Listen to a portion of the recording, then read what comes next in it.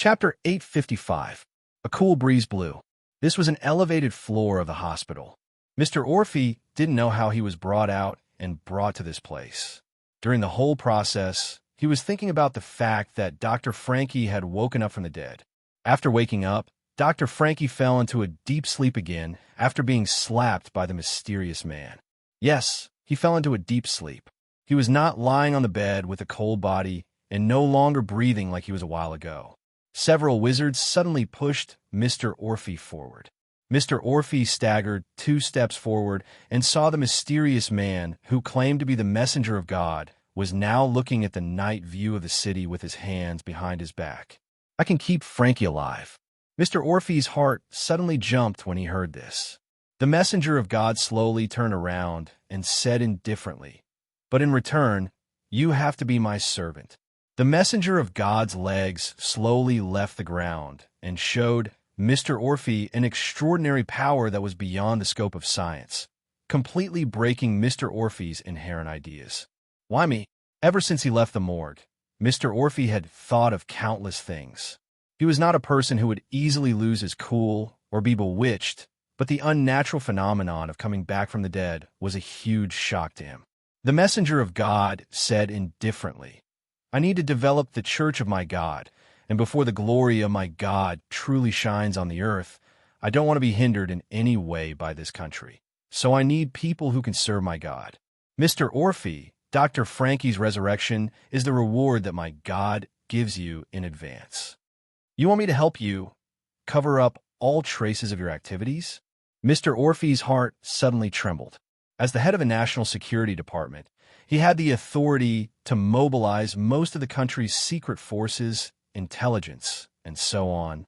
He only needed an instant to imagine how quickly a new church that had his help would develop. But he knew nothing about the purpose of this religion. Are you willing?" Buggy looked down and said word by word. Mr. Orphy suddenly smiled bitterly and looked up. "You are actually a demon, right? This is a paid help, not a gift." His voice was so low that only Bucky in front of him could hear it. Just as Bucky was about to continue beating this guy and come up with the excuse he had prepared, he saw Mr. Orphy suddenly kneel down. Mr. Orphy raised his head and calmly said, "I have nothing to hesitate about. God's messenger, is it? From now on, I will be your servant." But Mr. Orphy stood up again and said seriously, "However, if you disappoint me, then what awaits this so-called church will be the military force of this country, all military force. God's emissary." Bucky chuckled, but he was actually scared to death. F*CK. Don't use the military might of a country to scare people. Although I know you are really awesome. Bucky took a deep breath. It seemed that the miracle promised by Miss Servant Girl was almost done. Next, Bucky recalled the details that Miss Maid had said before the operation, and then said, "Dr. Frankie's resurrection will cause a great upheaval in society. Mr. Orphy, I think you should know how to do it and how to cover it up. Then, there may be many more incredible things in society. I hope you can handle it well, and don't let me down." God's emissary left quietly with his followers. Mr. Orphy stayed in the same place. He looked up at the starry sky and muttered to himself, "Margie, I seem to have made a very stupid decision, but I can't refuse, and I won't refuse." One incredible night, it really existed, the resurrection of the dead. Fizz, fizz. A lamp in the hospital corridor suddenly flashed. It seemed that the voltage was unstable. At this time, a doctor in his 40s suddenly stopped in front of a door and gently knocked. Soon after, a voice came from the door. "Who is it?" "I'm Ryan, Professor Machi." Dr. Ryan directly pushed the door and walked into Professor Machi's office. Professor Machi, who was sitting in the chair, asked curiously, "What's the matter?" "Dr. Ryan." Dr. Ryan walked to the desk and sat down. He said seriously, "Professor Mochi, I have something to ask you about Dr. Frankie's condition this time. I don't know if you can solve the doubts in my heart." "Dr. Frankie? What happened to him?" Professor Machi said regretfully, "Oh, Dr. Frankie is really pitiful. Of course, his medical record is unprecedented. Maybe it's a rare contribution to medicine. At least we got a precious piece of information." Dr. Ryan shook his head, then stared at Professor Machi and said coldly, "Professor, I'm not talking about Dr. Frankie's medical record, but something else." With that, Dr. Ryan put his hand into the pocket of his doctor's robe, then took out a small sealed bag and put it in front of Professor Machi, saying, "This is a special nutritional pill you prescribed for Dr. Frankie to maintain his body's consumption." "Oh, that's right. What's the problem?" Professor Machi looked at Dr. Ryan indifferently. Dr. Ryan said, "I took it to do a composition analysis and found many unknown elements. Also, the technology of making this pill seems to be beyond the current technology, right?" "So what?" Professor Machi said calmly. Dr. Ryan smiled and said, "Professor, I fed this drug to a white mouse. Guess what I found?" "What did you find?" "It's poison." Dr. Ryan sneered. "Although I don't know how it was synthesized, it's obviously highly toxic. Although it can provide a huge amount of energy to the human body, I'm afraid it's forbidden, right?" "So?" Dr. Ryan continued to sneer. "Professor, if people know that you're secretly developing a dangerous forbidden drug, if Mr. Orphy knows that you gave Dr. Frankie such a dangerous drug, I wonder what will happen to you." Professor Mochi just smiled faintly. He reached out and picked up the small sealed bag that Dr. Ryan brought over. He looked at the small pill inside and said indifferently, "You should have extra copies on hand, right? Tell me, what do you want?" Dr. Ryan's eyes lit up. "It's very simple. For the next transfer, I hope you can recommend me to be the director. Then, I hope to participate in the development of this drug. I want to cooperate with you, Professor." A bit ambitious. Professor Machi nodded, but he was quite disappointed. "But is that all? It's a waste of my time." "What?" Dr. Ryan was suddenly startled. Professor Machi said indifferently, "This drug can't be used alone. It needs to be combined with another kind of medicine. The reason why I gave it to Dr. Frankie was that without it, Dr. Frankie couldn't have survived until now. I don't want my master to say that I didn't do a good job in after-sales service." "So?" Under Dr. Ryan's horrified gaze, Professor Machi, as the attending doctor of Dr. Frankie's consultation, slowly changed. He gradually changed from a bad old man to an incredibly beautiful woman in a black dress. He became a beautiful woman. "So, I'm really not interested in you. Forget what happened tonight, and then destroy these drugs and your experimental data," Machi ordered in a clear voice. Click.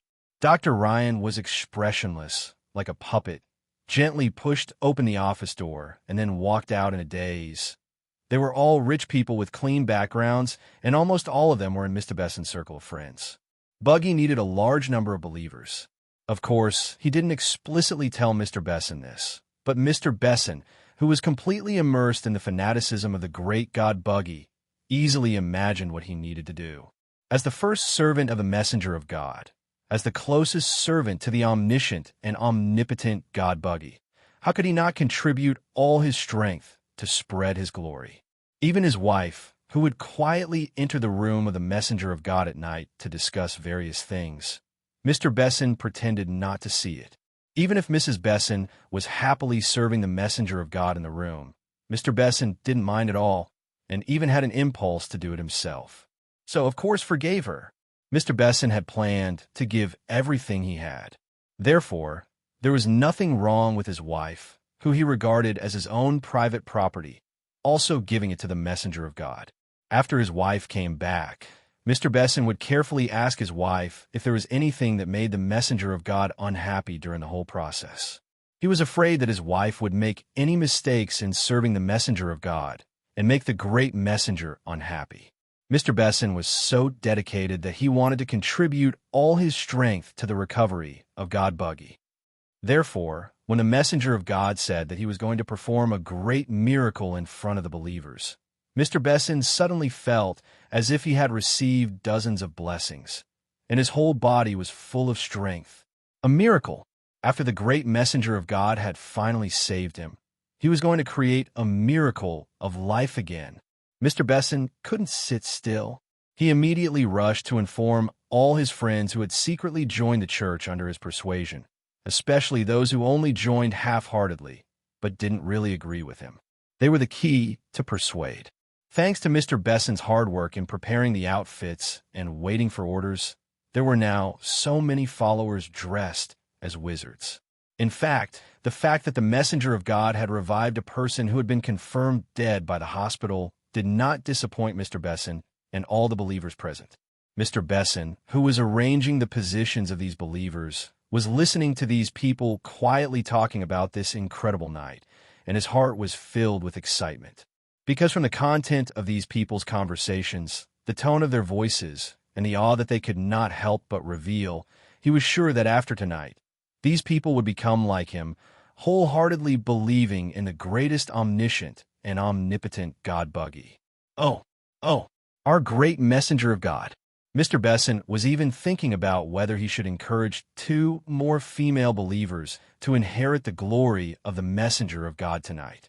Because Mr. Besson found one thing, that was after inheriting the glory of the messenger of God for many nights, the skin of his wife had improved a lot recently, and she even looked a lot younger, just like when he married her a few years ago. Unfortunately, Mr. Besson lamented that he was not a woman. Otherwise, he would really like to do it himself and inherit the glory of the messenger of God. Would the messenger of God be interested in following behind? Buggy, who did not know what Mr. Besson was thinking, suddenly felt a chill on his back, as if he was being watched by something terrifying. Messenger, the last batch of people has been sent away. Don't worry, I was very careful. A friend of mine in this hospital is also a believer here. He is one of the shareholders here, so no one found out that we were here. Mr. Besson came in front of Buggy very enthusiastically. Buggy only felt that the chill on his back was getting heavier, and he suddenly shivered. Mr. Besson immediately asked with concern, Messenger, what's wrong with you? Is it because you are too tired to perform the miracle this time? Buggy looked up at the night sky and said slowly, I need to pee, so I need to go to the toilet first. After that, Buggy hurried to find the toilet. Mr. Besson stared at the back of the messenger of God who ran away and said in amazement, He is indeed the messenger of God. Even when he needs to pee, he is so unique. Of course, Buggy was not really in a hurry to pee. He was just looking for the servant girl who guided him to establish the sect. In the underground parking of the hospital, Buggy looked around and finally came to the door of the elevator. Then he anxiously waited. The elevator had already started, and someone was coming down from the upper floor. Ding! When the elevator door opened, the servant girl in a black dress slowly walked out, and she saw Buggy at first glance. Buggy, why are you not going back? Why are you still here? Buggy quickly stepped forward and showed a flattering smile. I am here to report the result of tonight's battle to you. Missy, I like you, this time is really... Unexpectedly, the servant girl waved her hand at this time and said indifferently, No need. From now on, I will stop tutoring you, and the development of your sect will depend on your own efforts. What? Buggy was stunned and hurriedly said, Don't, I still have a lot of things to rely on you. Yi suddenly looked at Buggy, and Buggy suddenly broke out in a cold sweat. You had nothing at the beginning, but now not only your spiritual power has increased greatly, but also you have such a fanatical believer as Besson. After this miracle, your prestige in the hearts of believers has been very high, and you even subdued Afi and let him serve you. Buggy, what do you think? What about Dr. Frankie? Buggy was worried at this time. I feel that even if I use the blessing spell, it doesn't seem to work. Yi threw a bottle of medicine to Buggy at this time. Take this, give Frankie 1 pill a week, and then use the blessing spell on him every day to maintain his life. Thank you, Miss Yi. Buggy was overjoyed and quickly took it with both hands. Unexpectedly, the servant girl said coldly, The charge is 200 units of the power of faith. Thank you for your patronage, customer. Of course, in view of the fact that you have just started to develop, I will allow you to pay on credit temporarily. Buggy, the messenger of God, suddenly twitched the corner of his mouth. Chapter 856. Although Buggy was very resistant to credit, because it would make him feel like he had to bear the pressure of working for others, the power of faith could be produced endlessly, so Buggy didn't feel too sad. Generally speaking, a fanatical believer like Mr. Besson could produce 1 unit of strength of faith in 3 days. while a believer who was one level lower than Mr. Besson would need about 8 to 10 days to produce 1 unit of strength of faith. A unit of strength of faith had to be produced by the same believer, and it was impossible for several believers to make up the bill together. So in theory, even a fanatical believer like Mr. Besson could produce a threshold of strength of faith in his life. So in order to get more units of strength of faith, he either had to develop more believers or turn ordinary believers into loyal believers. It was said that there was a kind of believer who could produce more than 1 unit of strength of faith in a day, and these people were called petitioners by the gods. Petitioners generally lived in the God's kingdom. Oh, of course, Bucky was a very pragmatic person, so petitioners were too far away for him, and he didn't know how to create petitioners. In fact, he now had more than 80 believers, and the whole church was now completely in the early stage of developing mysterious ideas for a long time. First, he set a small goal, such as 1,000 believers. Then, if I want to buy something in the future, how can I find you? Bucky knew that he couldn't keep a super assistant like Miss Maid, so he simply began to plan for the future. When Lucifer contracted him, he even gave him the ability to call out to Lucifer. Thinking about it, this club couldn't be stingier than Lucifer, right? Miss Maid smiled at this time. My master left this with me before he went on vacation and asked me to give it to you when it's about time. Now is the time. With that, Yi handed a black card to Bucky. Bucky looked at it curiously, but he couldn't see anything special about it. There was only a special golden mark on it. Miss Maid said calmly, "This is a 5-time 10% discount card. When you need it, it will guide you to our shop, and you can enjoy a 10% discount for 5 transactions." Bucky nodded and asked curiously, "Why 5 times?" Miss Maid blinked her eyes and said, "Because there are also 10 times 10% discount cards, 100 times 10% discount cards, 5 times 20% discount cards, 10 times 20% discount cards, and even the highest level of the eternal 40% discount card. As for what kind of black card you can get in the end, it depends on your own efforts. The more generous the customer is, the longer the customer will be with us. Of course, the more benefits we will get. Isn't this the rule of business? Eternal 40% discount card." Bucky didn't think too much about it. He just did a simple arithmetic problem in his heart. He owed the club 200 units of the power of faith. If he had the eternal 40% discount card, that was to say, 120 units would be enough. Bucky couldn't help breathing faster, and then asked nervously, "Has anyone really gotten the eternal 40% discount card?" Miss Maid said calmly, "Of course, and it's your predecessor." Predecessor? Who? Bucky was stunned. However, Miss Maid showed a beautiful smile and disappeared in front of Bucky. As she said, the work of tutoring Bucky had been completed, and she would not give Bucky any help for free. After finishing the conversation with Miss Maid, Bucky walked back along the road. From afar, Bucky saw his most loyal and lovely believer, Mr. Besson. As the first servant who took care of the daily life of the messenger of God, Mr. Besson was very loyal to his duty. Spitting saliva on his palms, he rubbed it twice and then wiped it on his hair. Bucky tidied up his appearance in the mirror of a car and finally put on the carnival mask. Bucky walked out of the back of the car with his hands behind his back and made a low cough. "Besson, my servant, you can leave now." "Messenger." Mr. Besson quickly came to Bucky and said with joy, "Just now, one of our lovely believers told me that he is willing to bring his family to you to listen to the gospel delivered by the messenger." "Oh, really? Let's meet if there is a chance." Bucky nodded casually. Now, with the help of Miss Maid, Bucky felt that his foundation was stable, and he was not in a hurry at this time. As a noble messenger of God, how could he show his vulgarity? "Okay, I will tell him the truth." Mr. Besson nodded.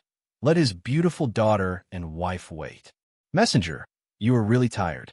Bucky coughed twice and said seriously, "I think it is inappropriate to let the future believers who want to listen to the gospel wait.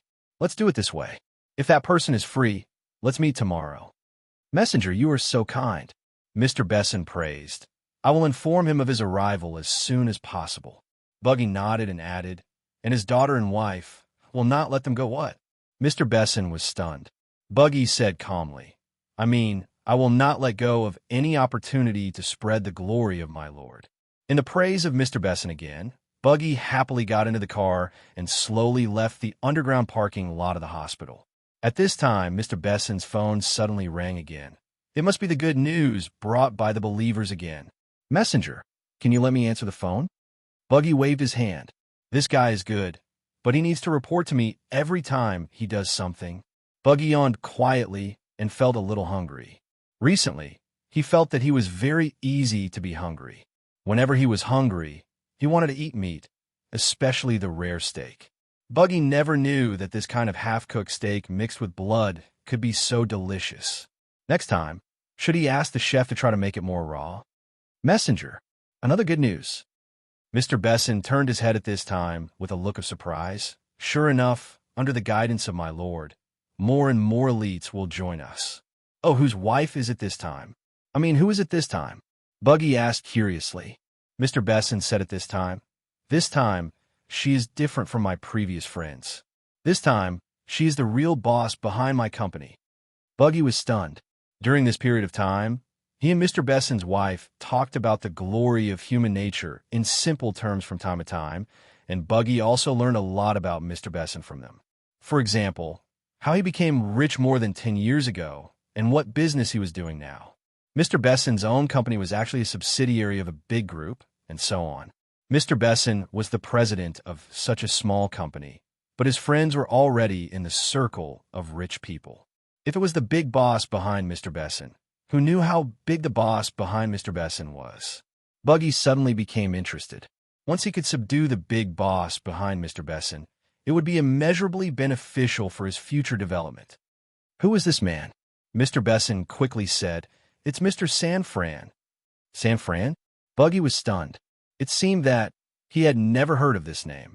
But since this man was the big boss behind Mr. Besson, he should have great power in society, right? But Buggy was not afraid at all. He had just subdued a big boss from the Ministry of Defense. Oh, I see. When I'm free, bring him over and let me meet him. Messenger, I will not let you down. Mr. Besson nodded solemnly. By the way, what does the wife look like? Is she a smart woman? Buggy asked the question he was more concerned about. The car slowly left. My humble house. The humidity at night was a bit heavy, especially in this ancient city by the sea. Fortunately, it was summer now, and such humidity and cool wind obviously did not make people feel uncomfortable. Song Ying was still busy with the Song Dynasty group. Strictly speaking, the Song family had a big business, but not a big family. Because Song Tianyu had crossed the sea in those years, he was the only real member of the Song family, and the rest were only a few loyal old servants. And most of these old people had reduced their losses in these years of hard work. Therefore, even if Song Tianyu later took root in South America and reorganized the Song family was still in a situation where there were few people. People had their traditions, and Song Tianyu was a very traditional person. He still maintained some old ideas in many aspects, such as the family business should only be passed on to the sons and not to the daughters. Although Song Ying used her excellent performance to win Master Song's tolerance and change, she was still a long way from truly overthrowing Master Song's inherent values. She worked hard for this, even if she used the room as an office. After 11 o'clock, the servant brought supper and refreshment drinks. Song Ying put down the documents in her hand and picked up the cup, but suddenly remembered something, so she stopped and asked, How's that guy learning? Did the etiquette teacher say anything? The servant was actually not old, even younger than Song Ying. In fact, she was also a person who came out after being trained in the village. She was a graduate 2 years later than Gan Hong. Her name was Yukiko, and she was Japanese. That guy. Yukiko was a lively girl. At this time, she blinked and asked wittily, Missing, who are you talking about? Song Ying rolled her eyes. Want to die? How do you want to do it? Yukiko giggled. She was young, but she was very voluptuous. When she giggled, her chest bounced up and down shamelessly. She twirled a strand of her hair around her finger and said softly, Young Master Chiu finished the etiquette teacher's guidance early. It should be about time for him to rest. Song Ing was stunned and frowned. Finished early? Didn't he go easy on him? Yukiko said, Miss, you know how old-fashioned the etiquette teacher is. Even if we want to go easy on Master Chio, Teacher Crow won't do it. Song Ing shook her head. What do you mean? Yukiko said with a strange expression. Teacher Crow said that Master Chio doesn't need to learn etiquette at all. As long as he sits here, it's already a model of etiquette. I don't know exactly what it is, but after Teacher Crow went in, he came out not long after. He even scolded you, Miss, and asked if you were deliberately making fun of him. Is he really that good? Song Ying frowned and said to herself, Crow is the etiquette teacher of many descendants of ancient aristocrats. He could be said to be an encyclopedia of etiquette, but he gave such a high evaluation. Didn't he grow up in an ordinary family? Yukiko held her cheeks and said, Miss, don't you think that this Master Chio's appearance is too unbelievable? Song Ying looked at Yukiko. Yukiko didn't seem to notice the change in Song Ying's expression. She just stared blankly at the ceiling and said, You know, Master Chio just went out on a mission and picked up a random person. Unexpectedly, he turned out to be the relative that Father has been looking for decades. Isn't this too much of a coincidence? Song Ying suddenly asked, What are you trying to say? Are you saying that there's something wrong with my uncle? Yukiko shook her head. Of course I won't doubt Master Chio. But this Master Chio who appeared out of nowhere is hard to say. Anyway, with the current technology, it's quite easy to forge a blood bond, right? Song Ying shook her head. When Yukiko said this, her heart was a little shaken. It was easy for others to think that there was something strange about the appearance of Master Chio, or even that he might have come for the Song family's wealth. After all, although Father Song didn't make it public that he was looking for his relative, it was impossible to say that there was no news of it after decades. If this was an elaborate scam, Father Song, her grandfather, really liked Luochio. This Luochio was carefully cultivated to please Father Song. Yukiko, help me do something. Thinking of this, Song Ying changed her tone and said seriously, You absolutely can't let fifth uncle know. Miss, go ahead. Yukiko patted her chest.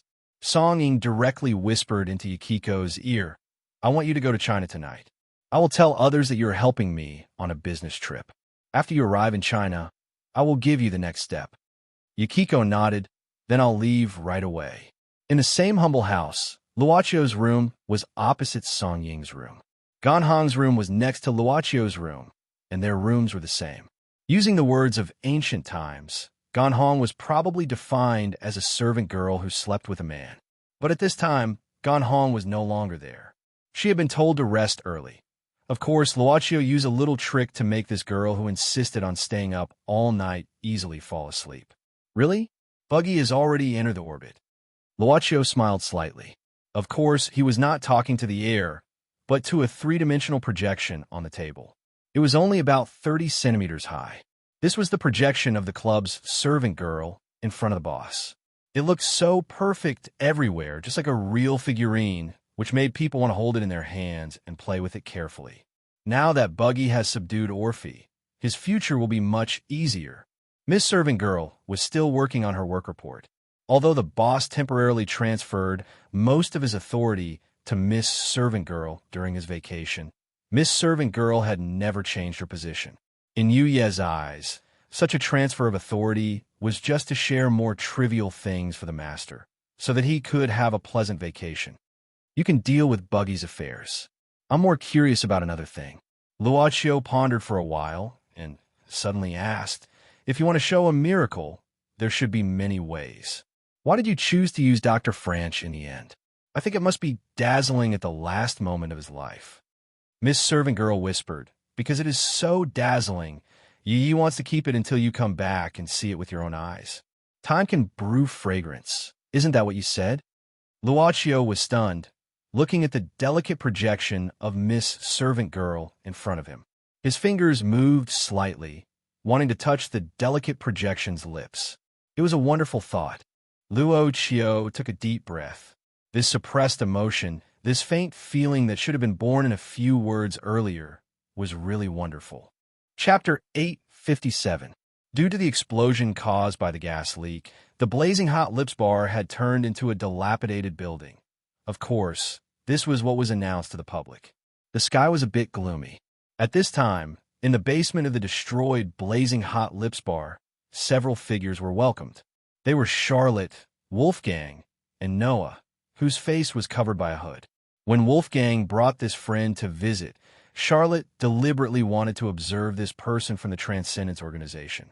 However, no matter how hard she tried, she was unable to peek at this person's face. She only knew that this person was called Noah. Apart from that, she knew nothing. For Charlotte, Noah's existence was somewhat strange. It was as if although this person was standing in front of her, they were separated by countless worlds, an extreme sense of distance. What did His Highness Lucifer encounter in the end? Wolfgang sized up the surroundings of the bar's basement. This was the first place where Lucifer's power was released. It was also the place that bore the brunt of Lucifer's power the closest. Wolfgang picked up a marble fragment from the ground. The moment his finger touched it, the entire marble fragment turned into dust in an instant. Wolfgang stood up, patted the dust off his hand, and shook his head. Then he looked at Noah. Noah? Noah nodded. Then he passed by Wolfgang and Charlotte and arrived at the basement after the battle. He stretched out his jade-like hand from his robe and slightly opened his 5 fingers. A unique-looking book with a cover floated in front of Noah's palm. He quickly flipped it open. At the same time, circles of ripples began to appear under Noah's feet. The ripples spread out, covering the entire basement in circles. The entire basement's environment began to rapidly change, returning to its original state. The shattered stones, the rotten sofa, everything returned to its original state. Charlotte could not help but let out a cry of surprise. However, Wolfgang said, "This is not returning things to their original state. It is just returning time to the past. This is just the remnant effects of time." In other words, it was a technique similar to a projection, but even so, it was enough to make Charlotte feel amazed by Noah. If he was not someone who dabbled in the law of time, he would naturally not be able to do this. This guy, even in the Transcendence organization, he should be a special member, right? With that thought in mind, the basement returned to its original state. Light, softness, luxury, and colors that made Charlotte intoxicated. This place was filled with her and Lucifer's memories. Suddenly, the basement's door, Lucifer and Charlotte, walked in.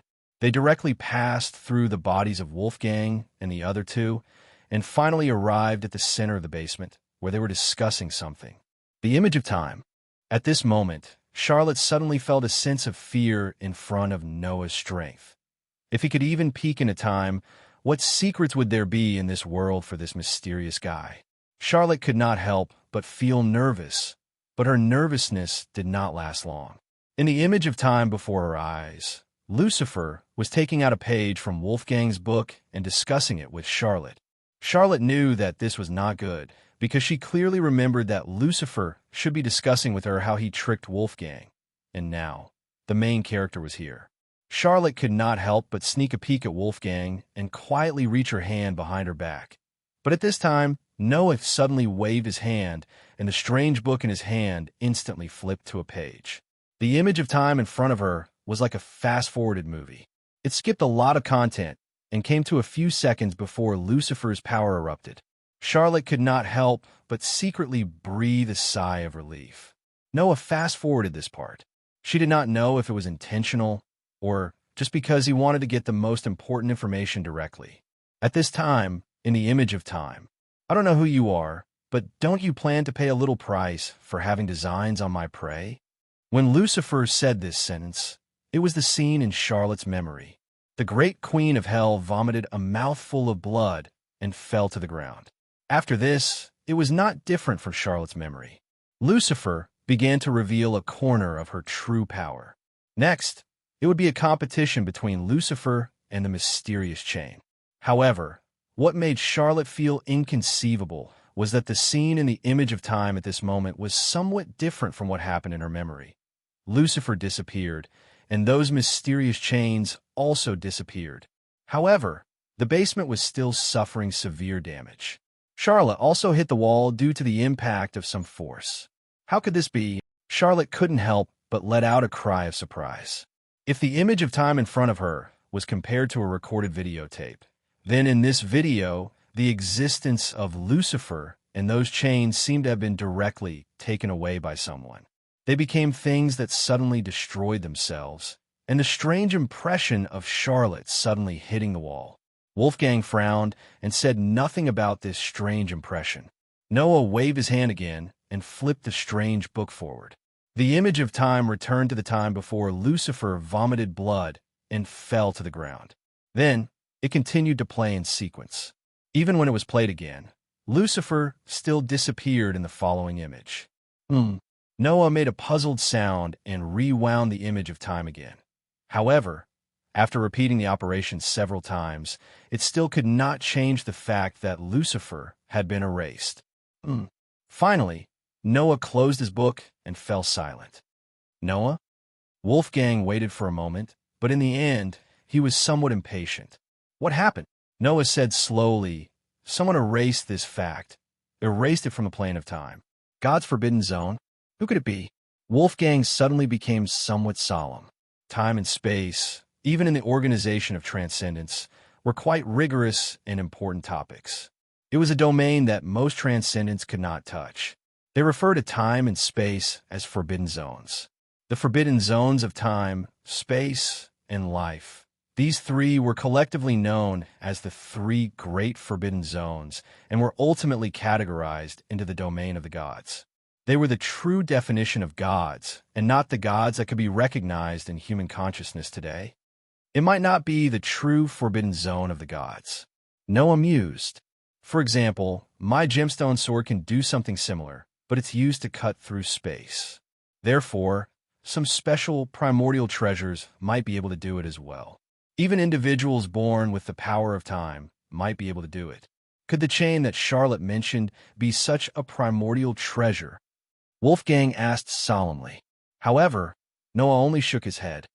In the long history of time, I have never come across a chain that could control time. Any trace of Lucifer has been erased here, and this is no longer something that could be done by something that has just stepped into the forbidden zone of time. In other words, we still can't find Lucifer, right? Charlotte was not in the mood to care about this. She was only concerned about Lucifer's whereabouts. At this time, her tone was somewhat dissatisfied. Wolfgang, didn't you say that you were very powerful, but in the end, you were not completely ignorant? Let's leave here first. Noah waved his hand coldly. Wolfgang realized something. Transcendents were always monitored by the world's will. Although they used special methods to make themselves immune to the gaze of the world's will for a short time, it was not a long-term solution. In particular, if transcendents used their power in the origin world, the duration of their immunity would be greatly reduced. Therefore, transcendents could only move around in the origin world for a very short time with their own power. This time, Noah directly used the power of the Book of Space, which might have caused a reaction from the world will. Wolfgang quickly nodded, then quickly left this place with Noah, not even bothering to say goodbye to Charlotte. Wait a minute, what are you doing? Charlotte was a little confused by the two's actions and froze on the spot. Then, she heard Wolfgang's voice from afar. Miss Charlotte, don't worry. We will come to find you again soon. What the hell? Charlotte didn't know whether to laugh or cry. These transcendents were simply unreliable. It was better to use her own divination skills, hey? Charlotte sighed and simply took out her crystal ball. But at this time, a brawny man wearing a wrestling mask quickly walked out of the ruins to Charlotte. The brawny man lowered his head and said, Lady Charlotte, I still can't find traces of my brother and Chi-Chi. They also disappeared, what? The brawny man and the three-headed hound, Chi-Chi, were sent by Charlotte not long ago to search for a missing three-star demon. But unexpectedly, after they went, they also disappeared. This made Charlotte feel the seriousness of her loss of composure. As the queen, Lucifer disappeared, and now the demons under her were also disappearing one after another. This made Charlotte suddenly feel that something in the darkness was controlling everything. Charlotte gritted her teeth and suddenly said resolutely, Summon all the demons back. Tonight, I want to perform a blood sacrifice. I want to use the great divination skill. The younger brother was stunned. He opened his mouth, but he did not dare to disobey Charlotte's orders and could only leave quickly. The so-called blood sacrifice was a ritual that used the lives of demons as sacrifices to greatly increase the accuracy of divination. I just don't know. Can this great divination skill defeat Lady Charlotte's innate guiding light attribute? I feel like there's a bottomless abyss ahead. The younger brother sighed and began to summon the demons hidden in this city. The sound of the shower head drowned out the sound of talking. In the bathroom of dormitory 403, Arnaud was talking to Boston. Because he had to take the college exam these few days, and because he had to keep an eye on Caroline, Arnaud did not exchange identities with Haley. But he could not leave Boston and his gang alone. Arnaud knew very well what kind of people were in Boston's gang. They were a group of people with poor self-control, brainless, and prone to making mistakes. Arnaud did not like to see his efforts wasted because of these guys' momentary laxity. At present, there were two main things that Arnaud ordered the Boston gang to do. The first was to temporarily stabilize the sales of bath salts and let the powerful big shots investigate and kill each other. His side would temporarily lie low and wait for the opportunity. In fact, Arnaud was already considering whether to create some conflict for these big shots to speed up the consumption of strength among them. The other thing was to follow Mr. Carlo's lead. Because there was a large amount of wealth from a high-end apartment here, Carlo intended to cheat Nia out of her life-saving money, and Arnaud intended to eat up all of it. Mr. Carlo has been to a lot of places these few days and has seen a lot of people. It seems that the property sale should be completed soon. On the other end of the phone, the person who reported to Arnaud was the big cousin who had been sent to follow Carlo. Arnaud nodded with satisfaction and then carefully gave a few instructions to the big cousin. After that, he called Boston and asked about Haley's current situation. We learned that Haley's mood had become more and more unstable in the past few days. Arnaud did not say anything. Haley had a strong tendency to violence. Otherwise, he would not have killed their father by mistake back then. In fact, Haley would act up almost every once in a while, so it would be fine as long as he was locked up for a period of time to calm down his mania. Arnaud thought about how he had stabbed Haley's palm with a knife in the classroom last time. After that, it reminded Haley of the bad things back then. The impact on him was too great, so it was not particularly strange that he needed some time to calm down. Therefore, he said to Boston on the other end of the phone, "Continue to lock him up. It's not the first time anyway. Wait until he calms down." On the other end of the phone, Boston responded casually and then suddenly said, "Boss, are we really not selling medicine recently? Our brothers have been spending a lot recently, and we can't hold on to the remaining money. Do you think—" I said, "Don't sell it for the time being." Arnaud frowned, but he knew that to control Boston and the others, he could not blindly use high-pressure policies. So he promised, "I got it. I'll transfer 50,000 yuan to you later. You can take it and share it with your brothers. Spend it sparingly. As long as we get through this period, we won't have to worry about anything in the future. Patience is the key to success." "Got it, Boss Arnold," Big Brother Boston replied weakly. Arnaud then gave a few simple instructions before hanging up the phone. After that, he began to wash up and walked out of the bathroom. At this time, Caroline was carrying a pot of apple pie from the microwave to the table. When she saw Arnaud coming out, she smiled and said, "I made this according to the recipe. I don't know if it tastes good. Come and try it." Arnaud looked at the flour still stuck to Caroline's nose, smiled, and walked over. "Okay." Arnaud narrowed his eyes as he looked at Caroline, who was cutting the apple pie with a knife. He was a little unclear about what happened between Caroline and Haley when he was pretending to be him, but he could clearly feel that Caroline had a good impression of the identity of Arnaud. Perhaps it was just a temporary emotion that arose when they were going through hardships together, or perhaps it was a means that Caroline used to get better help. Women like to bind men with emotions. But no matter which it was, Caroline should now be in a state of relying on the identity of Arnaud.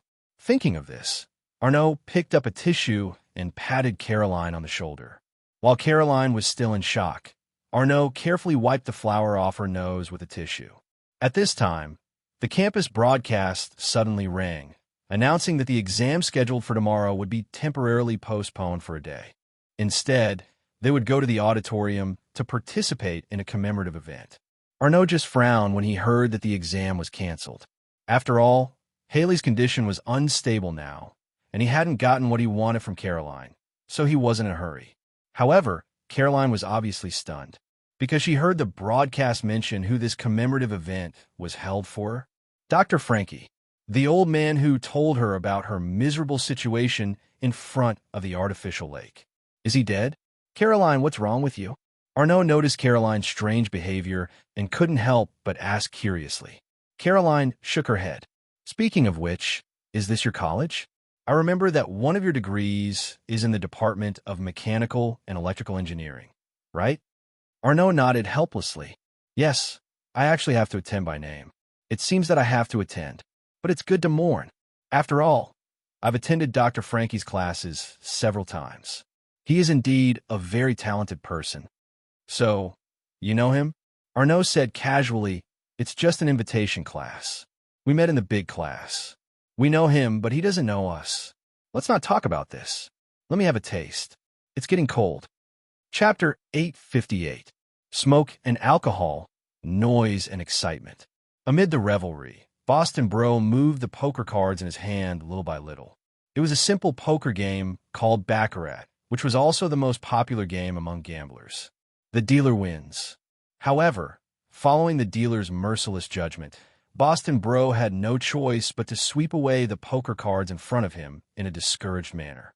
After throwing away his last chip, he left in a huff. Without a doubt, not only did he not win anything tonight, he even lost everything, including the $50,000 that Boss Arnold had just transferred to him. *T. Boston Bro punched the wall next to him, feeling extremely irritated. Now he was penniless. Boston Bro quickly left the private casino, but when he left the alley, he encountered the scene of people from other gangs peddling drugs. Boston's appearance immediately made the two men from the vendors nervous and fierce. As for the customer who bought the drugs, he panicked and ran away at once. Hey, don't be nervous. I'm just passing by. Boston raised his hand slightly. Friend, you just ruined our business. Do you know how much we lost? One of the men sneered. Boston's eyes narrowed, but he saw a small sealed bag on the ground. It was the strange blue powder left on the ground by the person who ran away in a panic. Poston could only curse his bad luck. He knew what these two fellows were selling here, because he was also one of the sellers of this kind of medicine. However, because of Arnold's prohibition, he didn't sell much of the batch of goods he had obtained back then. In a situation of 2 against 1, the two men obviously did not intend to chat with Boston. They came up and beat him up fiercely. However, Boston was the best fighter in his gang. Otherwise, he would not have been the big brother of the gang before Arnold's arrival. After paying a price, Poston successfully beat the two guys to the ground, the kind that couldn't get up from the ground. Poston wiped the corner of his mouth. It was damaged, and there was blood flowing out. Boston fiercely spat a mouthful of saliva on one of them. Seeing the two fellows fall to the ground and unable to get up, Poston suddenly had an evil thought. He directly looted all the money on these two people, including the medicine that was being transported out to be sold. Only then did he quickly leave, walking out of the alley in a few steps. However, just as he walked out of the alley, he quickly rushed back in the next moment. Without a doubt, Boston was a very cruel and bold guy, so he chose to silence them. A ferocious look kept flashing in Boston's eyes. He quickly dragged the two unconscious men out of the alley. Then, he drove the car that was parked nearby. At the back of the car, there were a few big bags, hemp rope, and other tools in the alley. He tied them up, put them in the bags, and then drove away. Boston familiarly came to a riverside, then put the bags into the river, and finally pushed the bags into the river. After doing all this, Boston was already drenched. He panted and looked around. Because it was already late at night, there should be no one nearby. Boston took a last look at the clock tower across the river. This was a building on a university campus, the university where Arnold studied. Boston quickly left this place. Before returning to his nest, he counted the money he got from the robbery. It was not a small amount, more than 100,000 yuan. Boston could not help but laugh happily. In this way, not only could he make up for Arnold's 50,000 yuan, but he also made a lot of money. Boss Boston was secretly happy, and at the same time, he picked up the drugs that were also robbed, bath salts. Boston picked up a small bag of bath salts and looked at it again and again. Suddenly, a thought came to his mind. These things are so valuable. Why not sell them now? Boston's gaze gradually changed. He held the money he got from the robbery with both hands, and this batch of bath salts. He knew that there were more of these things in his nest. I should have sold them. T. Arnold. Boston suddenly felt that he had figured it out. We dearly miss Dr. Frankie. He was so outstanding. In an auditorium of a university, a middle-aged man was giving a speech with a heavy tone. On the curtain of the auditorium stage, Dr. Frankie's life was being played by a projector. In the corner of the second floor of the auditorium, there was a sudden voice. Of course, it was not the voice that attracted the attention of everyone present, but just a low voice of conversation. Oh, I hate this kind of formality. The speaker was wearing a hat and sunglasses, and even wrapped his chin with a scarf in the hot weather. Only some parts of his face could be seen, but there was no doubt that this person was an old man, and the one standing beside him was Mr. Orphy. At this time, facing the complaint of the speaker, Mr. Orphy could only helplessly say, "This is spontaneous. To be honest, even I have no way to refuse it. You will never know how it feels to see a group of people mourning for you." He pointed at the picture on the screen. "I'm standing right here. Father." Mr. Orphy wanted to say something, but Dr. Frankie waved his hand and shook his head. "I'm not so weak that I need you to comfort me. I'm not sick now, so you don't have to explain anything to me." As he said, Dr. Frankie sighed with mixed feelings, with a bit of self-mockery. "It's quite funny. I've been dealing with science all my life.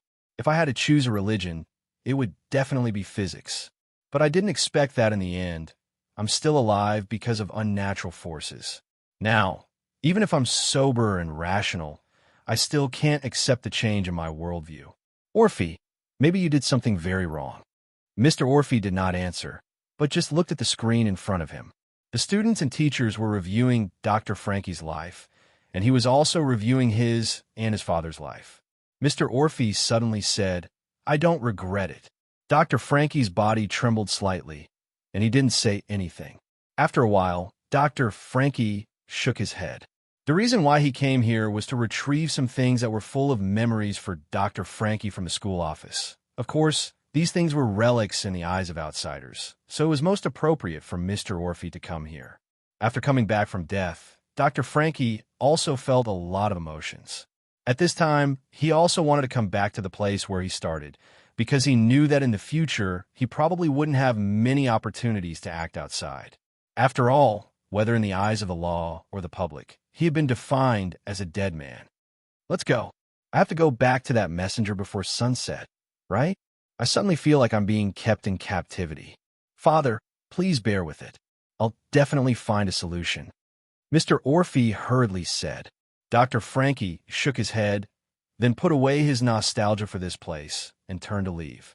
But after taking 2 steps, he stopped and looked at a side door of the auditorium. A figure quietly opened the door and walked in with a white rose in his hand. Mr. Orphy's eyes were very sharp. At this time, he came forward and asked, "What's the matter?" Dr. Frankie hesitated for a moment and suddenly said, "Orphy, I know this child. She may have some troubles. If there's a chance, can you help her?" "Father." Mr. Orphy was a little puzzled. Dr. Frankie smiled casually and said, "Just take it as a gift in return, although I didn't get to eat that piece of chocolate. We are in great grief." The broadcast was very loud, and when Caroline slowly pushed open the door and walked in, she almost got ringing in her ears. She looked at the photo of Dr. Frankie on the screen, and there was an inexplicable sadness and irritation in her heart. Not long ago, she did pour out her troubles with this old man who was mourned by everyone. There was no consolation, no conclusion. It was just venting. Perhaps, if she had done something at that time, this old man wouldn't have died, just like the mother and her baby that she saved. But what could she do? Arnaud should be sitting somewhere in this auditorium. Because Arnaud installed a GPS on her mobile phone, Caroline didn't bring her mobile phone with her when she came out. The purpose of coming here this time was clear to Caroline herself. She just suddenly wanted to offer a white rose to this old man whom she had met once. Maybe it's just a thought of self-satisfaction. She didn't know. And at the same time, she didn't want to stay here for too long. So after listening to a few words of speech, Caroline quietly put the white rose in her hand on the ground and then left quietly. She didn't know if she would meet 403 on the way. She always felt that 403 had been observing her in the dark. If she could meet 403, that would be the best, because she suddenly had a question in her heart. She wanted to ask 403 about Arnaud. But at this moment, a voice suddenly came from behind Caroline. It was a man's voice. The one in front. Wait a minute. Then he quickly walked up and came to Caroline. It was Mr. Orphy. Please wait a minute, student. Caroline saw Mr. Orphy's face clearly. She was slightly taken aback and said subconsciously, "Are you his son?" The moment she touched Dr. Frankie, she saw the moment of Dr. Frankie's death. She also saw the two people standing next to Dr. Frankie at that time, an adult and a child. The adult's appearance completely overlapped with the man who stopped her now. "You know me?" Mr. Orphy couldn't help but frown. Caroline didn't know how to explain it. In fact, as a sex worker in the slums, she didn't care about any national affairs. Among the government officials, the most familiar one was probably the current president. I've heard of you," Caroline said casually. She felt that such words wouldn't pass. Unexpectedly, Mr. Orphy didn't say anything and just nodded, because Mr. Orphy almost instantly found a reason that he thought was reasonable. Whether it was him or Dr. Frankie, they were both public figures, and they were very famous. It was not surprising that the public knew about them. What's more, this was the person that his father said to take care of. "Student, do you know my father?" Mr. Orphy smiled. "I saw the white roses you put down." Caroline shook her head. "In fact, we just met once and chatted for a while. I'm not afraid of being laughed at by you. At that time, I didn't know that such a bad old man would be such a famous person." Mr. Orphy frowned. Anyone who heard others say that their father was a bad old man would probably feel uncomfortable, but he didn't say anything. Then he quickly took out a card and handed it to Caroline. "This is—" Caroline was a little puzzled. Mr. Orphy said, "Consider it as a thank you. Thank you for the flowers you sent him. My personal assistant's phone number is on it. If you have any difficulties in the future, you can call this number directly. Just say Southern Cross, and he will know what to do. Generally, if it's not a big problem, he should be able to solve it. Since Dr. Frankie is such a famous person, his son should also have a good background, right?" Caroline nodded subconsciously. She just didn't know if this guy could help her settle the crime of being a suspect in the Rivia murder case. It shouldn't be. After all, it's a human life. After Mr. Orphy left the card, he quickly left without saying anything to Caroline. Although he only left his secretary's phone number, it was enough to solve many things. For Mr. Orphy, this was just a small matter to fulfill his father's instructions. Ridiculous. Caroline shook her head and put the card into her pocket. Just as she was about to leave, she saw a woman quietly walk out not far away. Then, after the woman walked out, Caroline saw Arnaud walk out as well. Arnold was talking to this woman about something, but Caroline suddenly gasped at this time. She had seen this woman before. It was Lucas' girlfriend in the photo. The distance was too far. Caroline couldn't hear what the two were talking about, but there was no doubt that this Arnold knew Lucas' girlfriend. However, when he came out of the masquerade party last time, Arnold didn't show any signs of knowing Lucas' girlfriend at all. "It's just an invitation class. We met in class. We know him, but he doesn't know us." Haley was just replacing Arnold in campus activities. He wasn't a top student at all. He didn't know how to teach at all. Caroline's heart suddenly beat fast. This Arnold is the real Arnold. When did he switch again? Before the memorial service? Or earlier? Yesterday? The day before yesterday? These few days? Caroline retreated slowly and cautiously, afraid that she would make a sound and attract Arnold's attention. She turned a corner and then ran away like crazy. She left the auditorium and ran completely out of the place where the auditorium was located. However, as she ran in a hurry, her heart beat faster as if it was about to jump out. She even heard her own violent heartbeat. But Caroline suddenly bumped into something and had to stop. It was 403. He really followed me. Why are you looking for me in such a hurry? 403 reached out to pull up Caroline, who had fallen to the ground, and asked, "Why are you so flustered?" The moment Caroline's hand touched 403, a flash of light occupied her vision. It was dark all around. Boston. Big bag. Something was being dragged. By the river. Chapter 859. Caroline retracted her hand at lightning speed, so 403 didn't really grab it. 403 felt very surprised. Caroline seemed to be afraid of something. Perhaps it was his current terrifying appearance. 403 had long been accustomed to his current appearance, so he didn't show any anger. He just said indifferently, "Get up. Let's talk aside. There are too many people here." Caroline grabbed her palm, stood up with her head down, and hurriedly walked past 403. She didn't look back at 403's appearance. She didn't know what 403's gaze was like at this time. Was it sizing her up, staring, or pondering? Was it good or bad? Caroline wasn't even sure if what she saw was 403's future, but she saw the appearance of Brother Boston. Their fates were intertwined. 403, do you know that the current Arnold is the real Arnold? If he knew it early, why didn't he remind me? Suddenly, Caroline remembered what Nia said. Don't trust anyone easily. Caroline suddenly had the idea of retreating. So behind the teaching building, Caroline directly said what she meant. I don't want to continue. I just want to leave. I don't want to continue such dangerous things. 403 was silent for a moment and shook his head. Caroline, I thought you were a persevering person, but you let me down. Caroline was amused. Is that so? Then I'm sorry. But I've always disappointed people since I was a child. I've long been used to it.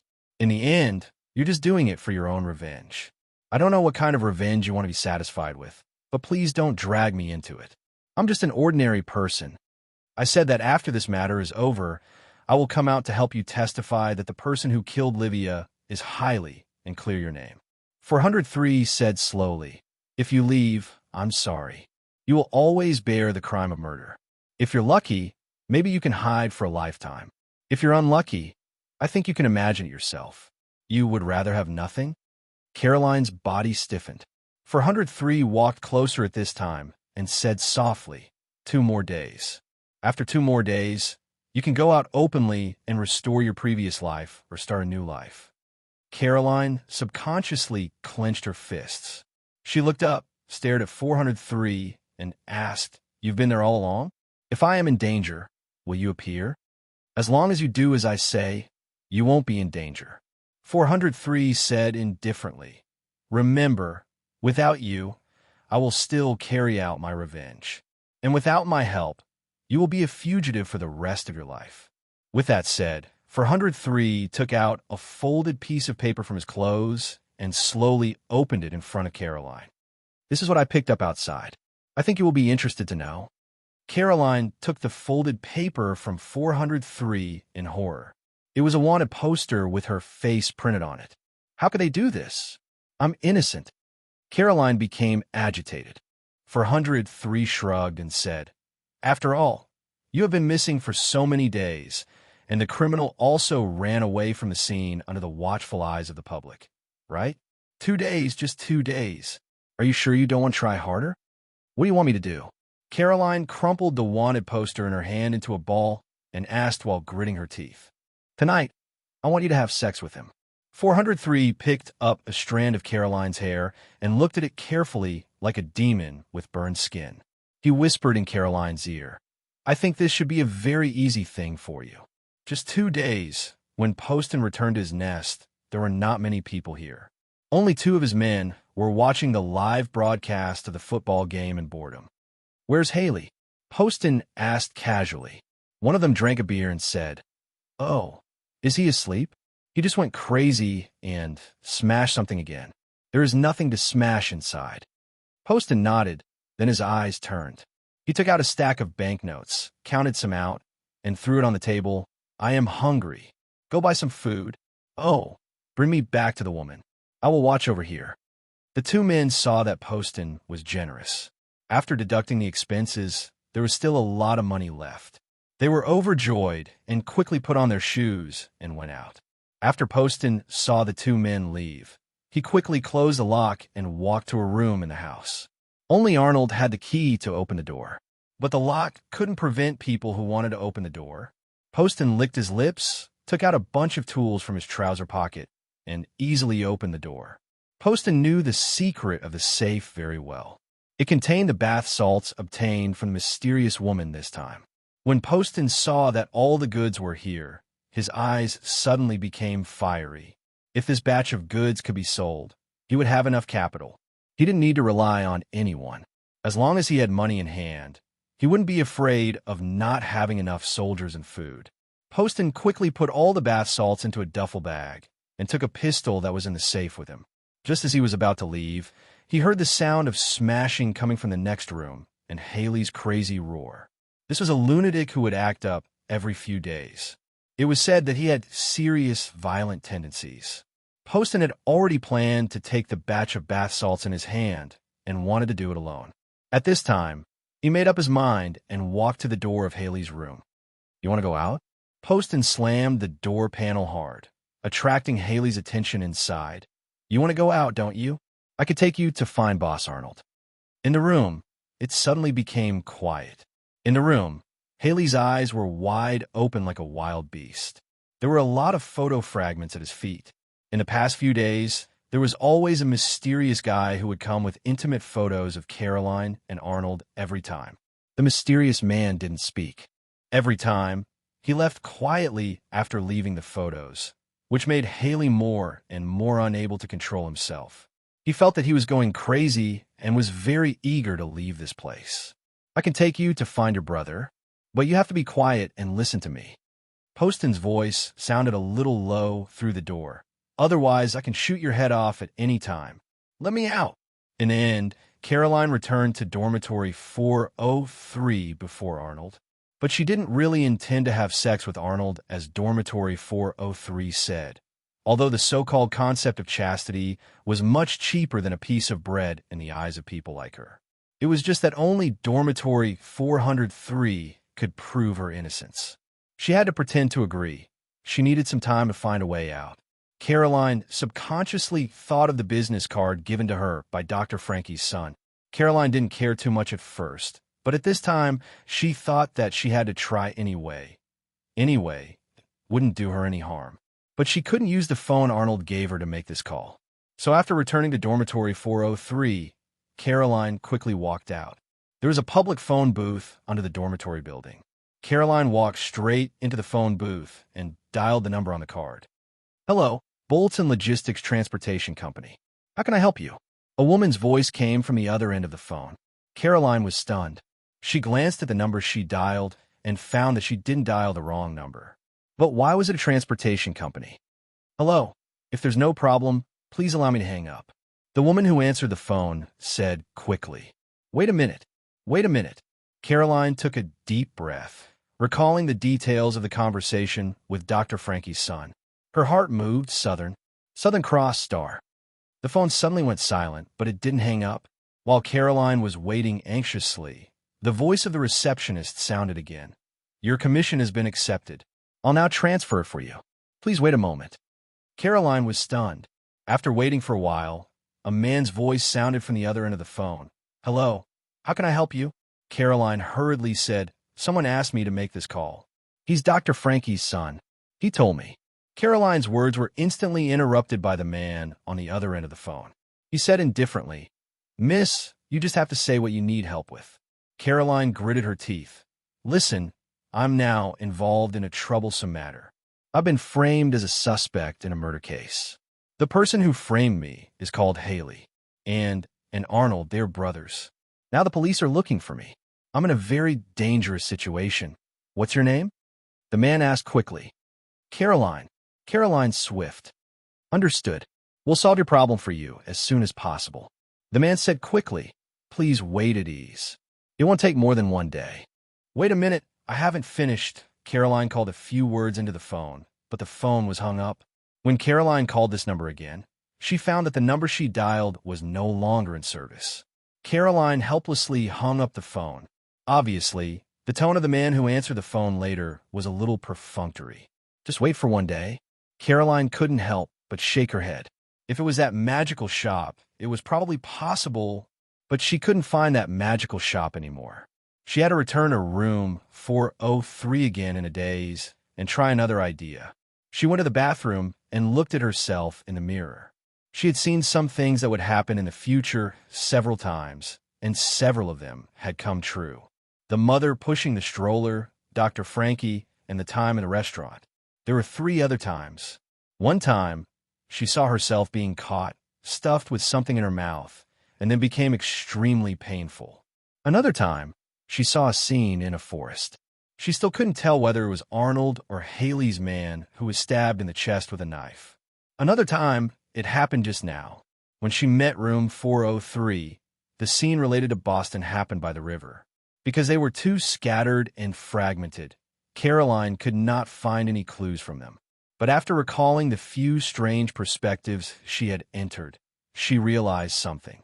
2 of them appeared when her heart was beating faster. Does that mean that if I'm extremely nervous and my heart is beating faster, I can activate this ability? The more Caroline thought about it, the more she felt it was feasible. So, she began to speed up her blood circulation.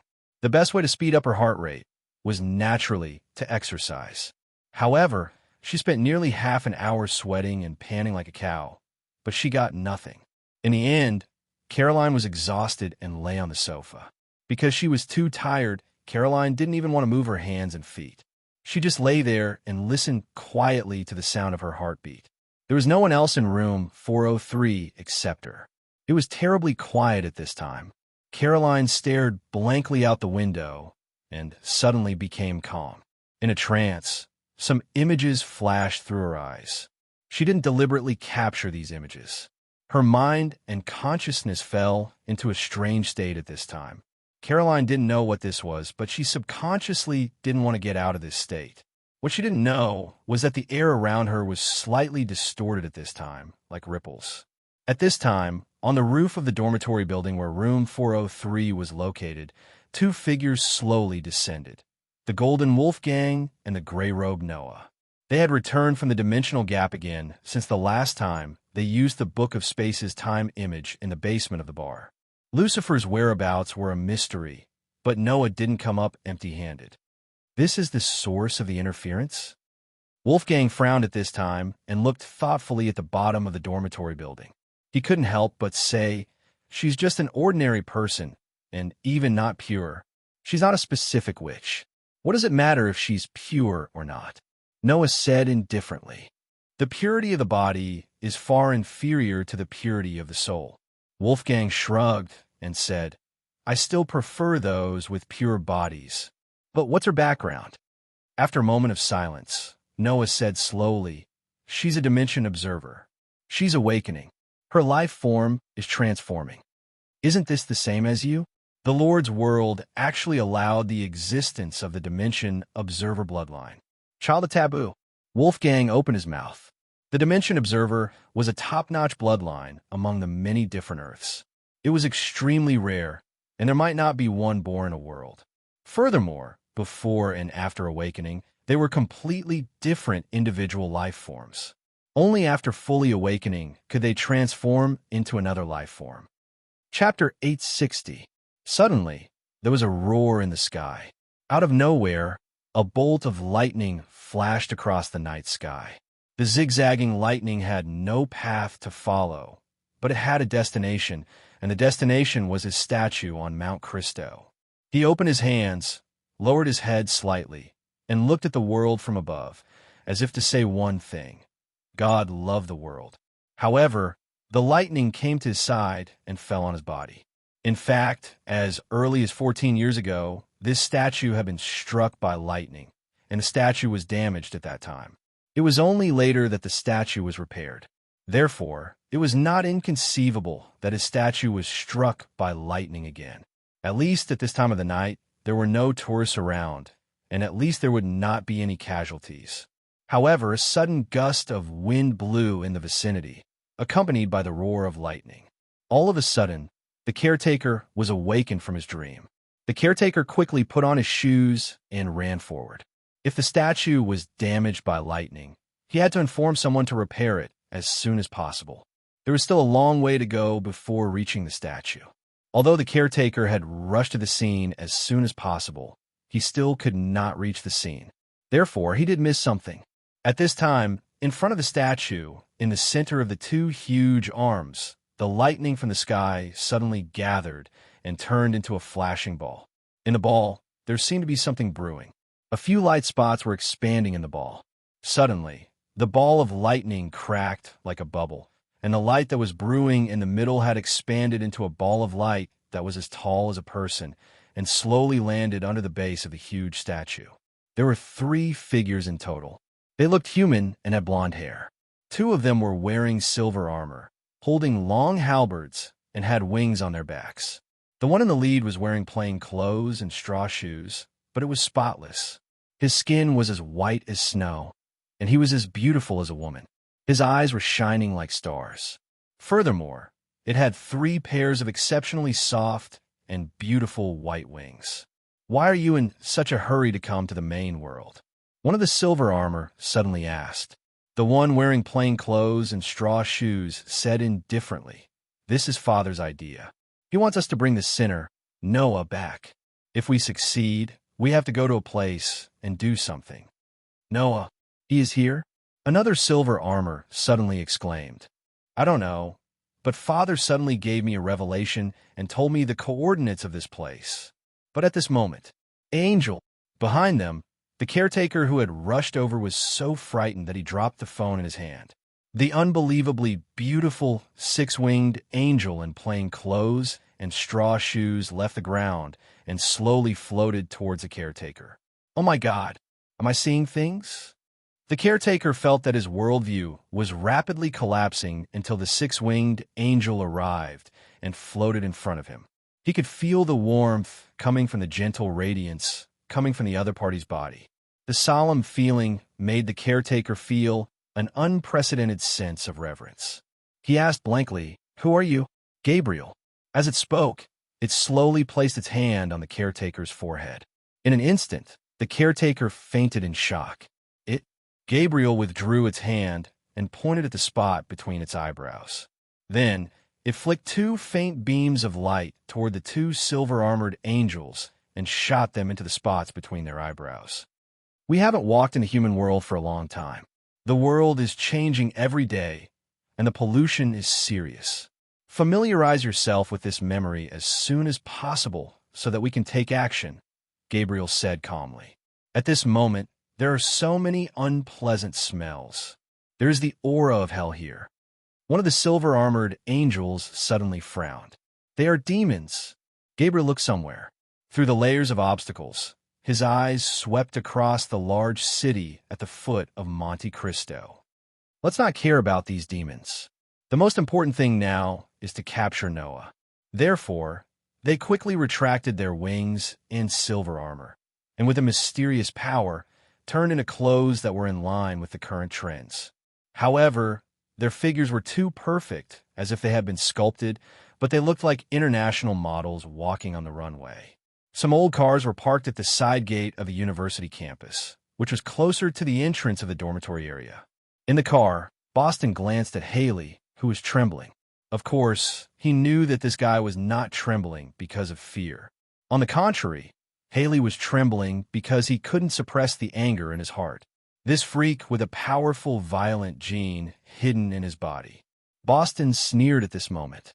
He quietly pressed down on the hidden pistol with one hand and placed a small knife on Haley's leg with the other. He then sneered in Haley's ear, "Go.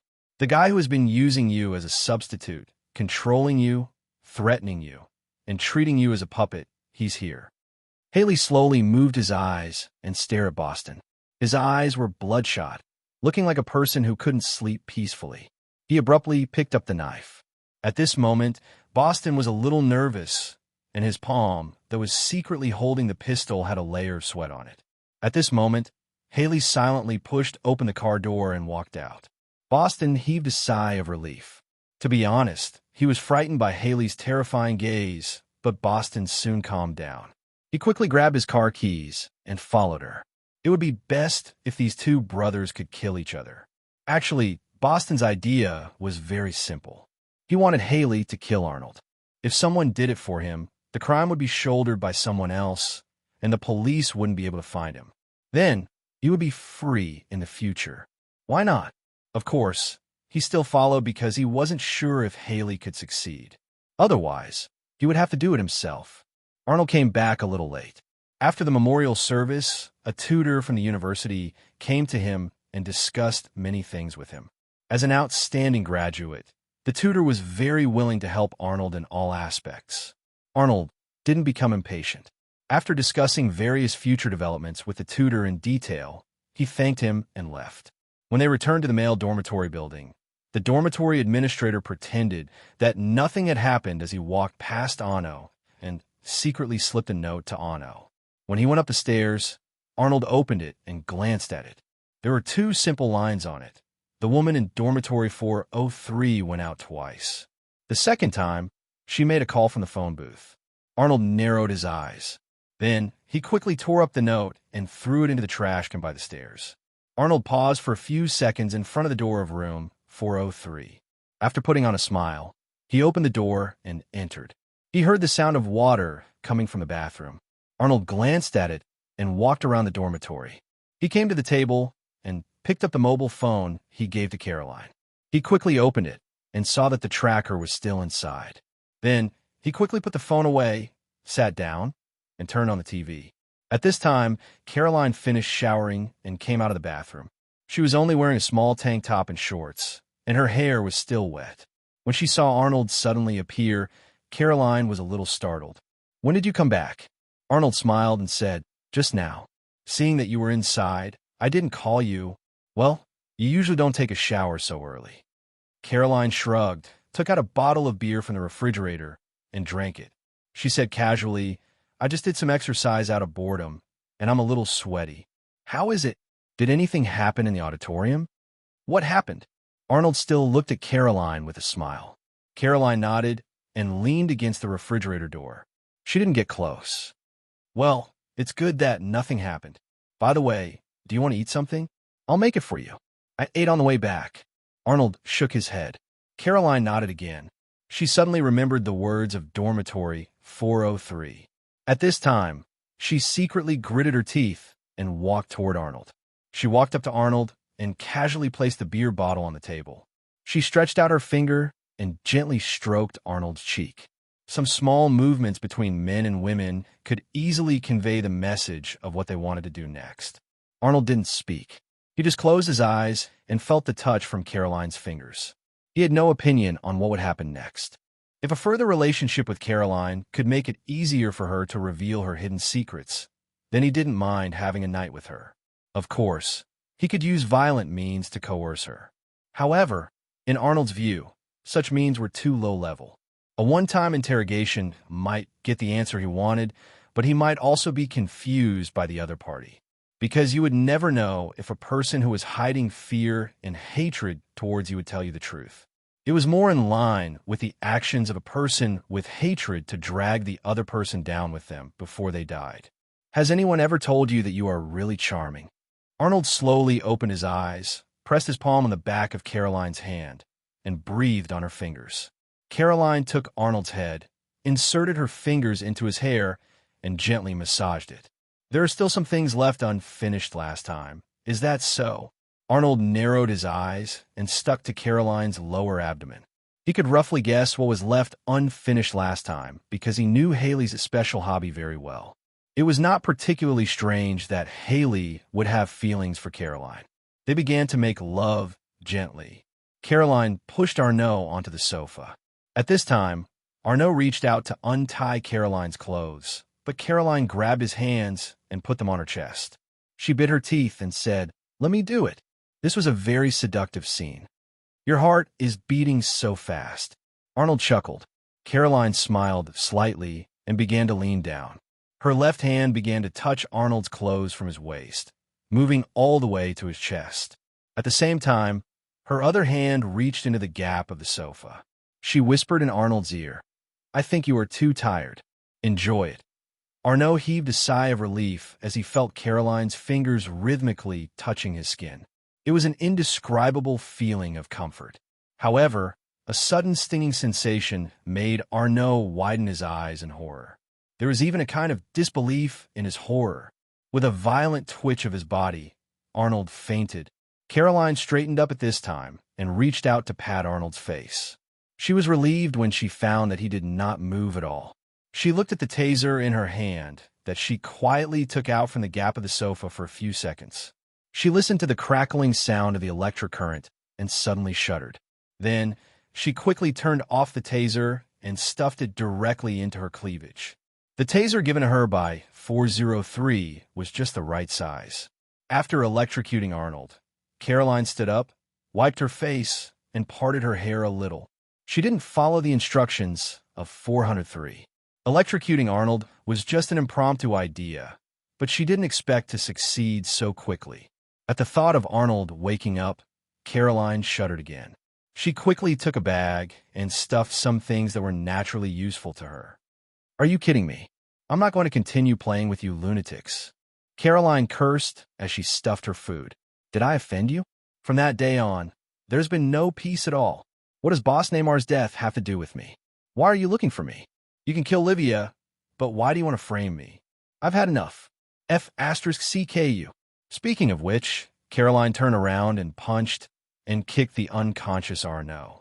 After venting her anger, Caroline took a deep breath and began to check Arnold's clothes. Of course, it was easy for her to find Arnold's wallet. After slapping Arnold again, Caroline opened the wallet. "Take these as some interest for me." She was penniless now.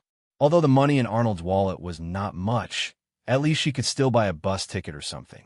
Caroline had made up her mind to stay away from this place tonight. God knows when that lunatic Haley will suddenly switch with Arnold again. God knows if 403 can protect me. God knows when the scene in my foresight will come true.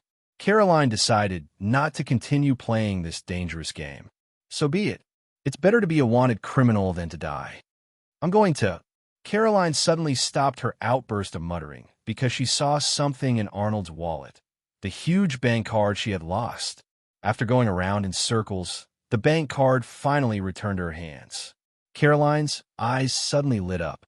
She directly put the bank card on her mouth and kissed it heavily. "You're the best." Outside the window, two transcendents were quietly watching this happen. It was not until the moment Caroline kissed the bank card that Wolfgang could not help but frown. God, why does such a vulgar woman have the bloodline of the Latitude Observer? I feel the malice of the worlds will towards me. But Wolfgang quickly realized that something was wrong. He then looked at Noah beside him and said, "Oh, I mean, malice towards you. The Creator is imperfect." Noah responded in a calm voice, "Even for us. You see her stupidity, greed, and ignorance. Are you also looking at yourself? It's because you can always see things you don't like in her, just like yourself at some point in time. That's why you loathe her, don't you? Just like how you loathe yourself at some point in time and are always so impatient." Wolfgang shrugged and said, "Humans. By the way, anyway, this is your designated bride. Why don't you take her away now?" Noah shook his head and said, "The observer's awakening is very sensitive. Any external intervention may cause the awakening to fail. So we just need to wait quietly and let her follow the established path. Fate will guide her. What if it fails?" Wolfgang, on the other hand, held a different opinion. "How do you know that external interference will definitely lead to failure instead of prompting?" Chapter 861. Feeling something cold dripping on his face, Arnold opened his eyes at once and then gasped for breath. Like a drowning person who had just woken up, he greedily swallowed the air around him. "God, boss, you're finally awake." The voice Arnold heard came from the dormitory's administrator, the guy who secretly worked for him. "I saw the lady leave in a hurry, but I didn't see you, so I planned to come to the dormitory to take a look, but I found you fainted on the sofa." The administrator quickly told him what happened after Arnold fainted. Arnold subconsciously touched his neck.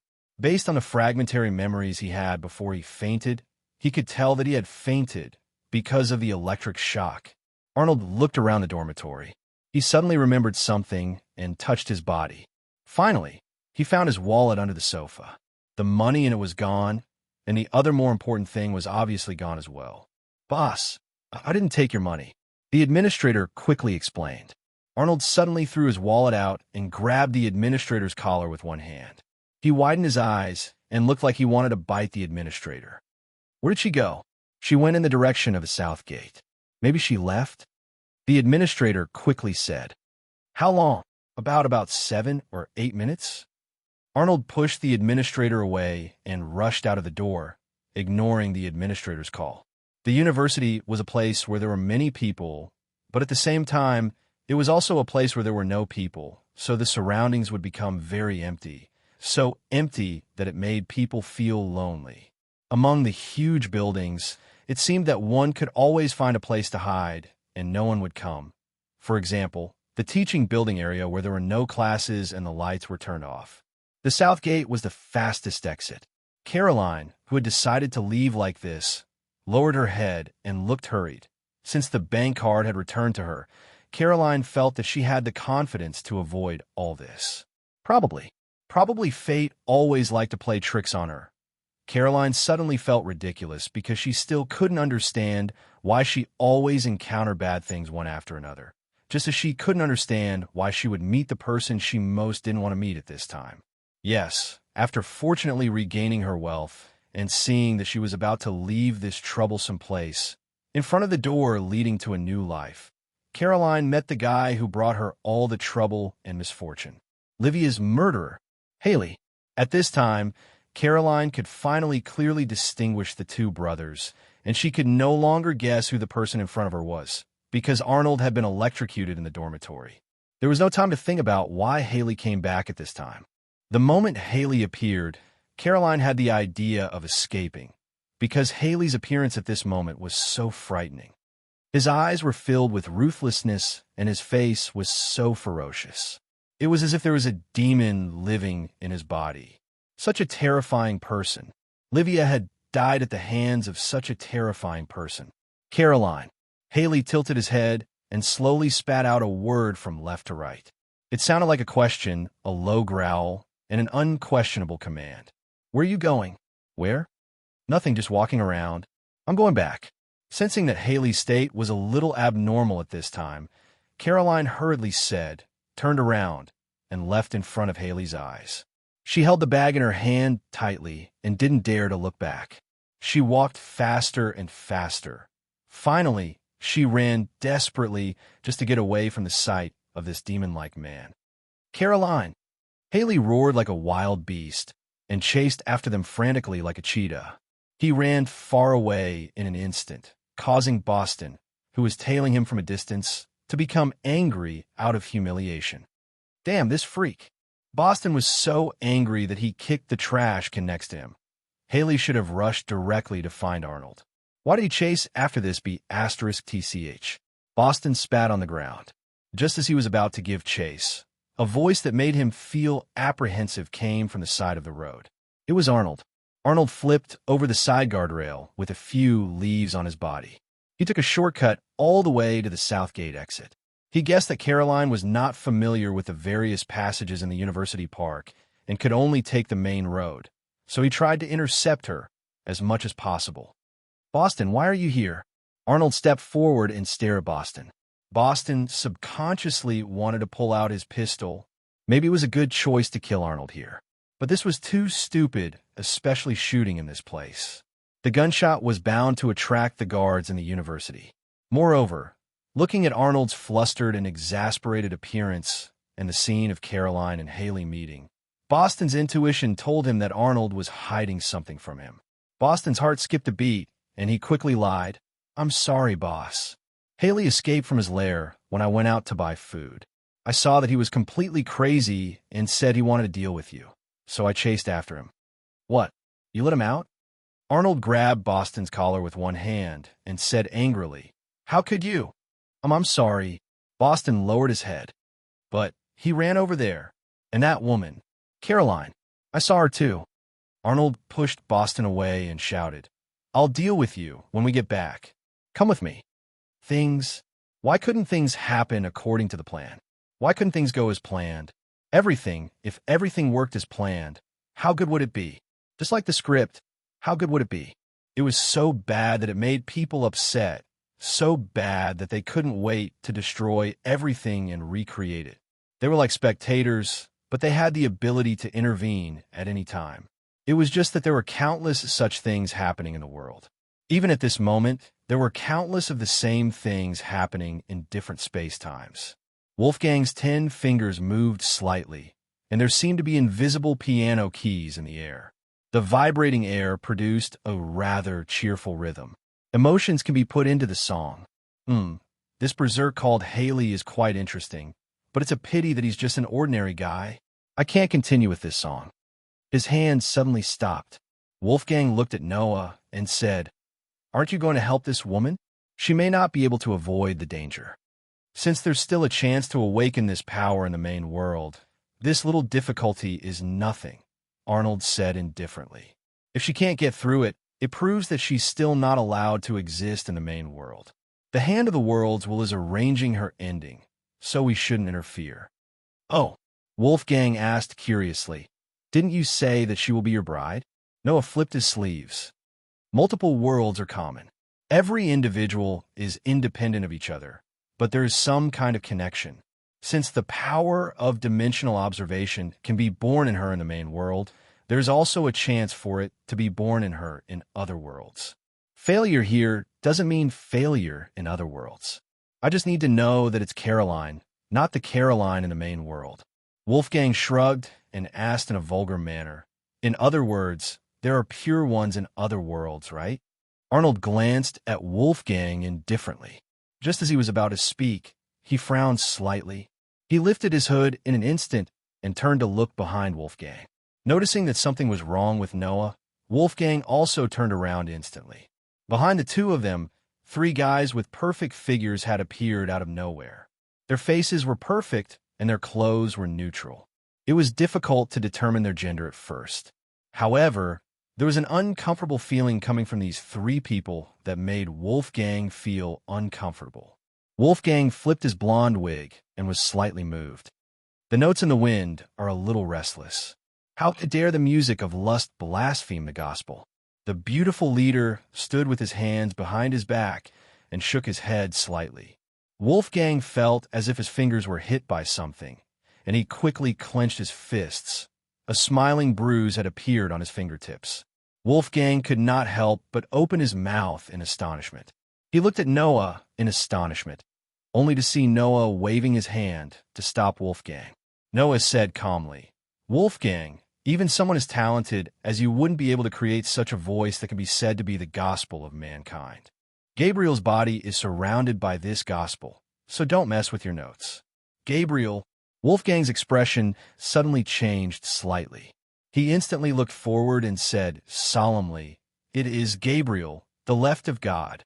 Gabriel didn't pay attention to Wolfgang's solemn expression. He floated up and slowly arrived in front of Noah, facing him for a moment. Gabriel suddenly asked, "Aren't you going to escape?" Noah shook his head and said indifferently, "One day, I found myself in heaven in a dream, so I knew I would go back one day. But I don't know the exact time, but I think it might be this time. I hope I don't have to do it." Gabriel nodded. Noah said helplessly, "If it were another angel, I think I would consider it. But I didn't expect him to send your true body here. Then, I can't do anything." "You're quite rational." Gabriel smiled and said, "As expected of the guy who inherited the name of the prophet. Then, come back with me." "Can you wait?" Noah suddenly said, "I'll go back with you. How about tomorrow?" "Don't make me do it here." Golden light flashed in Gabriel's eyes. "Then, there's nothing I can do." Noah waved his hand casually. However, Gabriel seemed to have sensed Noah's movement, and he pressed Noah's hand down even faster than him. Noah smiled and said, "I said I don't plan to leave, but my friend has nothing to do with heaven. You can't just capture him, right?" As Noah spoke, Wolfgang's body instantly faded and disappeared in the blink of an eye. Gabriel glanced at Noah in silence and slowly released his hand. He said indifferently, "I heard that a group of extraordinary guys gathered in the dimensional crack. They thought they had escaped from this world, but in the end, they couldn't even stay in the main world. Don't you think they're lying to themselves?" Noah smiled and didn't say anything. Suddenly, he pointed at the starry sky and pointed down. There was a tall mountain in front of him. What do you think is on the other side of the mountain? Gabriel frowned and asked, What is it? Shooting stars, said Noah. How do you know? Asked Gabriel. Noah shook his head and said, Do you want to take a look? You'll know if it's there or not. Gabriel, however, waved his hand. The two angels behind him hurriedly stepped forward. Noah cooperatively stretched out his hands. One of the angels swept across Noah's hands, and Noah's hands were instantly shackled. Take him away, Gabriel shouted in a deep voice. The two angels instantly turned into rays of light. The light spread to Noah's body, and the two angels and Noah's figures gradually faded away. I've been to the other side of the mountain, but I didn't see you there because you didn't come. Before they disappeared, Noah's voice slowly faded away. After the last barrier disappeared, Gabriel turned around and left. Unlike in the past, angels didn't need to cause any trouble in the main world. Their glory had already shone on the earth, and the world knew them. They could come and go quietly. But Gabriel didn't leave immediately. Instead, he came to the tall bell tower on the university campus. In the bell tower, facing the North Star, Gabriel knelt down and put his hands on his chest. Then, he slowly stood up. Its body suddenly grew a little taller, and its delicate, elf-like face became slightly rougher. It grew some whiskers, and the contours of its face became deeper because of this. Gabriel stood with his hands behind his back. He came to the small aisle outside the bell tower, where he could see the large city in front of him. Gabriel suddenly opened his mouth and murmured, I haven't seen the night for a long time. It's dimmer than before.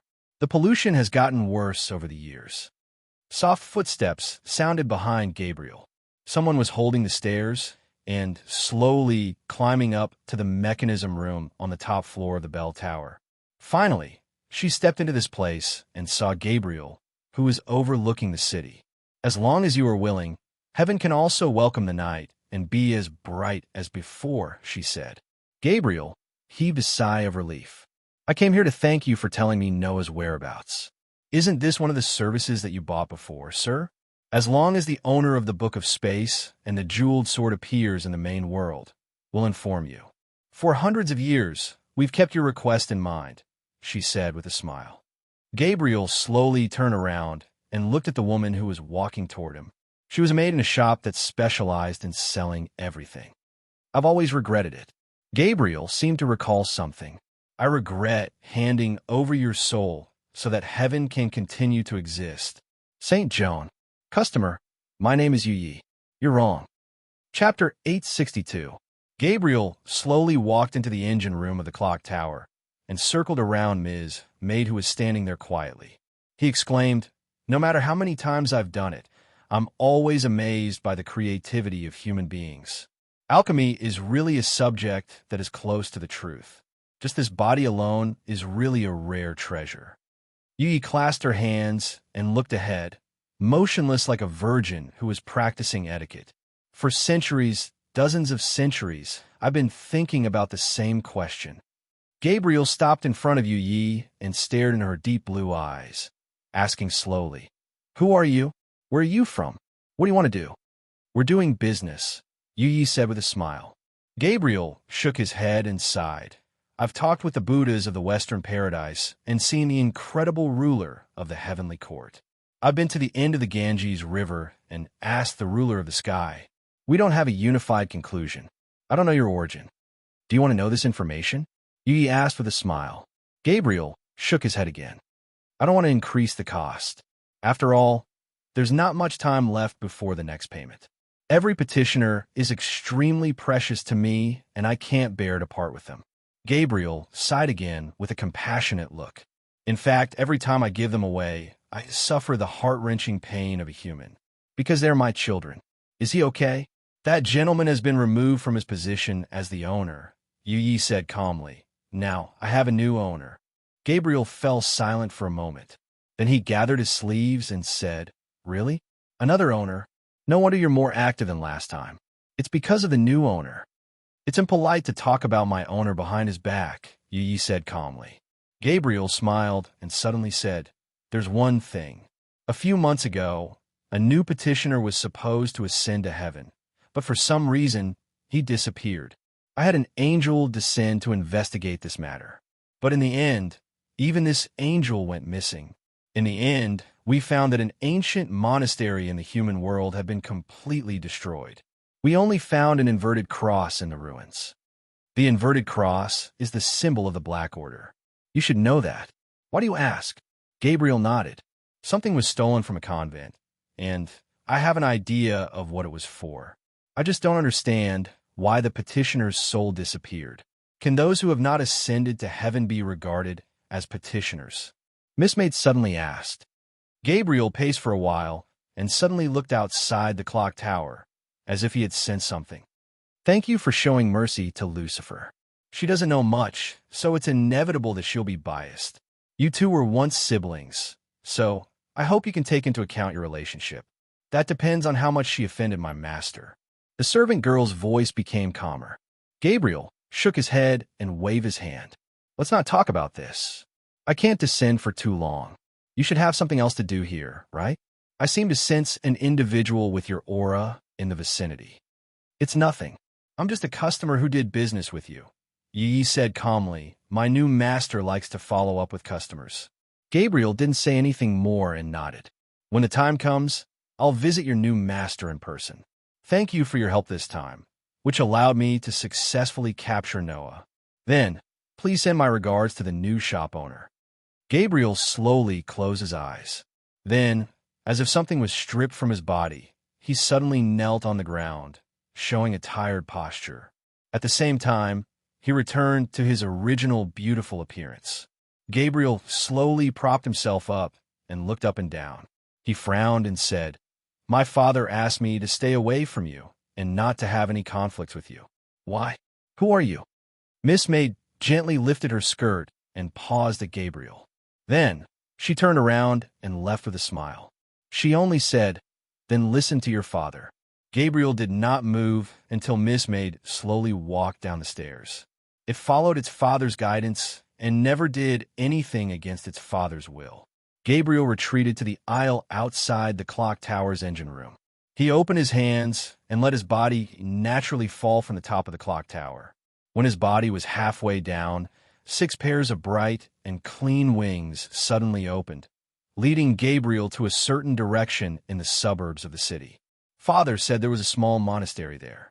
What was that saying again? It was impossible for the bad guys to defeat the students in the school map, because the students with strong fighting skills could crush all the villains with the absolute map advantage. But Caroline didn't think she was a villain. In the teaching building with a complicated terrain, Caroline was hiding in a classroom, curling up her body in horror. However, at this moment, the light in the corridor outside suddenly lit up. Caroline, come out. Haley's beast-like roar came from outside, along with the loud noises when he kicked every door along the way. I know you're here. Come out. Caroline had to cover her ears. Bang! Haley kicked open another door and broke into the classroom. He frantically swept everything in the classroom, the tables, chairs, and podium that his eyes could see. The sound of destruction was so close. Caroline shrank her neck in horror because Haley was in the classroom opposite her. Would he break the door in the next moment? Caroline hurriedly took out the stun baton from her underwear from her collar and held it in her trembling hand. However, at this moment, the outside suddenly quieted down. No, it should be said that after one sentence, the outside suddenly quieted down. Have you had enough? Have you had enough? Hearing this sentence, Haley slowly turned around and saw Arnaud and Boston standing outside the door. The moment he saw Arnaud, Haley's face turned pale and he tightly grasped the handle of the knife in his hand. At this moment, Arnold walked in quickly, took off his glasses with one hand, and kicked Haley in the abdomen, kicking him to the ground. Boston rolled his eyes. He still couldn't figure out why Arnaud was like a nightmare to Haley. No matter how manic he was, he would be scared by Arnaud's cold eyes. But Haley suddenly got up. This time, the knife in Haley's hand suddenly slashed at Arnold's arm, leaving a wound. To Boston's surprise, Haley actually dared to attack Arnold this time. You stabbed me with a knife? Arnaud looked at the wound on his arm with blood dripping down. He suddenly raised his head and looked at Haley. You want to kill me? The knife fell from Haley's hand. He trembled and took 2 steps back. I didn't. I was just careless. Arnaud stepped in front of Haley and slapped his face. You want to kill me? I didn't. Arnaud slapped him again. You want to kill me? I didn't. I really didn't. I didn't. Arnaud didn't stop. He approached Haley step by step and slapped him again and again. Finally, he forced Haley to the wall and had nowhere to retreat. Arnaud grabbed Haley's collar. Have you forgotten who released you from the cage? Have you forgotten who gave you food? Have you forgotten who let you see the light of day again? You freak. I'm not a freak. I'm not. Haley grabbed Arnaud's hand tightly. Don't call me a freak. You've been a freak since you were young. Arnaud pressed Haley's head tightly. You were born one. You've been a freak since you were young. Have you forgotten how you tortured and killed your neighbor's cat when you were young? Have you forgotten what happened when you were 10 years old? Let me remind you. You sneaked into your neighbor's house at night. You supported Mrs. AMU until she fell asleep. Then you used a kitchen knife to slit her throat and killed her. I didn't. You did. Arnaud grabbed Haley's head and slammed him against the wall. Not only did you kill her, you also used a knife to cut her flesh piece by piece. You were laughing happily. You freak. I didn't. You killed father. You killed mother. You freak. You killed everyone. Arnaud pressed Haley's head with both hands and slammed his forehead against Haley's. And now you want to kill me. You freak. I didn't. I really didn't. Haley lowered his head. I couldn't control myself. I don't know why. I just couldn't control myself. Caroline is mine. Mine. She is good to me. She is mine. No one will be good to you. Arnaud grabbed Haley's head and slammed him against the wall again. The slamming caused Haley to see stars and his head to explode. Haley sat up limply against the wall. Only then did Arnaud let go of Haley. He looked at the wound on his arm and tore off his shirt, wrapping it around his arm. He squatted down and gently hugged Haley's head. He whispered, Listen, I'm the only one who will be good to you. I'm the only one who won't put you in a cage. I'm the only one who will erase your sins. Only I, no matter how many people you kill, only I will forgive you. 1 Caroline, even 10 Caroline cannot compare to me. Listen, you are mine, you are my other half. Listen well. Haley's eyes were absent-minded. He let Arnaud hug him and seemed to have calmed down. Seeing this, Poston couldn't help but frown. This was different from what he thought. He suddenly narrowed his eyes and glanced at the empty corridor. He suddenly took out the pistol hidden in his belt. Seeing this scene, Caroline in the classroom suddenly covered her mouth, fearing that she would make any sound. What did she see? Poston wanted to kill Arnaud and Haley behind. In the next second, would they hear gunshots? Caroline shrank her body in horror. 1 second passed, 2 seconds passed, 3 seconds passed. Bang! All of a sudden. But it wasn't the sound of a gunshot, but the sound of someone breaking in. Caroline only felt that her head was pushed by a hard object. Caroline's body suddenly stiffened, and she slowly raised her head. She saw a black muzzle pointing at her. It was Poston. Hey, girl. I knew you were hiding here to watch the show. Caroline suddenly opened the stun baton and wanted to electrocute Poston, but Poston kicked her away 1 step ahead. Poston pinched Caroline's neck and stabbed the pistol directly into her mouth. The hard spearhead stirred Caroline's mouth. Be quiet. You don't want me to open a hole in your body now, right? Poston sneered. Caroline didn't dare to move. She breathed rapidly, and her heart beat wildly. Death was so close that her mind was almost blank due to fear. Hey, boss, I found this woman. Poston shouted outside at this time. Arnaud let go of Haley at this time. Haley was sitting against the wall with his head lowered like an empty shell. Arnaud walked over and glanced at Caroline, who didn't dare to move as Poston pointed the pistol at her. When did you find her? Arnaud glanced around and looked at the bag beside Caroline. Don't kill me. Don't kill me. Caroline cried out in horror. I can give you all. I can give you all. Please don't kill me. I'll give you all the money. I'll give you the bank card. Don't kill me. Arnaud picked up the bag on the ground, reached out, and patted the dust on the bag. and put it on the table. Actually, I really don't like to use this kind of violent method. You see, I'm bleeding. I'm starting to hate you. Arnaud opened the bag. In addition to some packaged food, there were some odds and ends, not to mention small seal bags. Light blue powder. What an insatiable woman. Arnaud walked toward Caroline and waved his hand. Poston understood and pressed Caroline directly on the table. Under the light, Arnold walked in front of Caroline, pinched her chin, and lowered his body. I'm bleeding. You almost let him kill me. It's too easy for you to kill you like this. I suddenly have a very good idea. It's temporary. Caroline struggled desperately, but Arnaud took out the powder and covered Caroline's mouth in handfuls. Boss, isn't this too wasteful? Poston couldn't help but ask. Then what do you want? Arnaud said coldly. Do you want to use bullets or rope? Then throw her body by the river? Use this to let her die and leave her body here. When the police find it tomorrow, they'll investigate. This kind of thing can't be covered up, and society will pay attention. After all, it happened on campus. Those politicians can't protect it no matter what. Those big shots in the market who have bath salts will be targeted. After they're all cleaned up by the police, there will be plenty of space for us to develop. But we can't sell it like this. Without money, how can we develop? Poston frowned. Arnaud looked at the struggling Caroline and sneered. Money? There's money here, and it's something you can't imagine. Oh, it's already working. After continuously feeding her bath salts, Caroline's face suddenly turned ugly. Her eyes began to roll back, and her whole body began to twitch crazily. She fell to the ground, and blood began to flow from her nostrils. Start packing. Arnaud ordered at this time. Poston hesitated for a moment and finally chose to do as he was told. He suddenly felt that it was a very promising thing to be able to swallow up the territory of those big shots.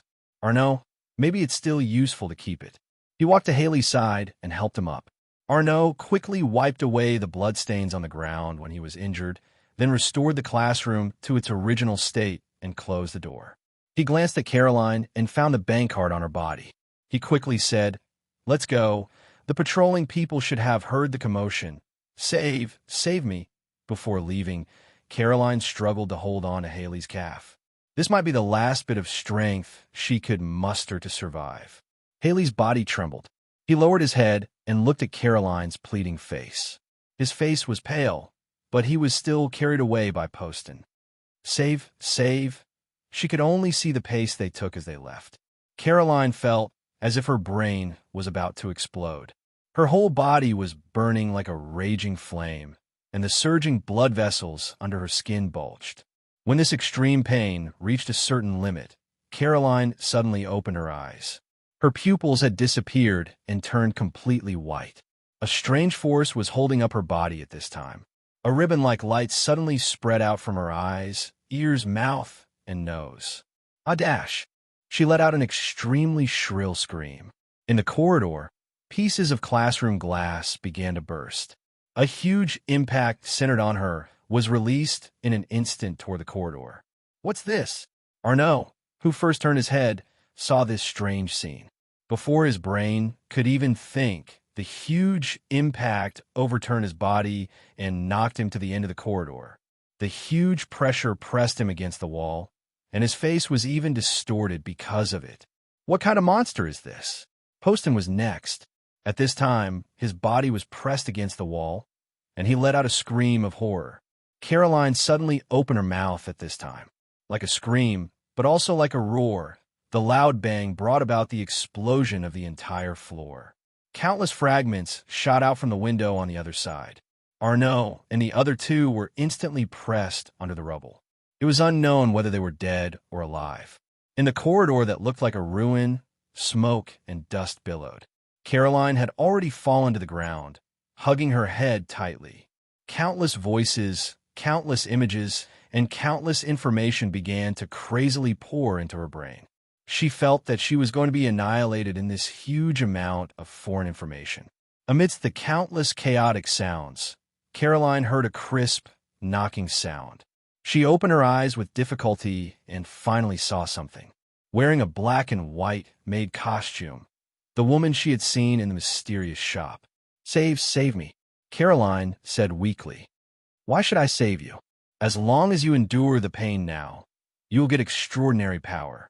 The dimensional observer will be able to leave your figure in the past or the future. I can't take it. I can't take it. I don't want to. I don't want to. Caroline suddenly grabbed the woman's leg. I don't want to. Think about it again. I'm not lying to you.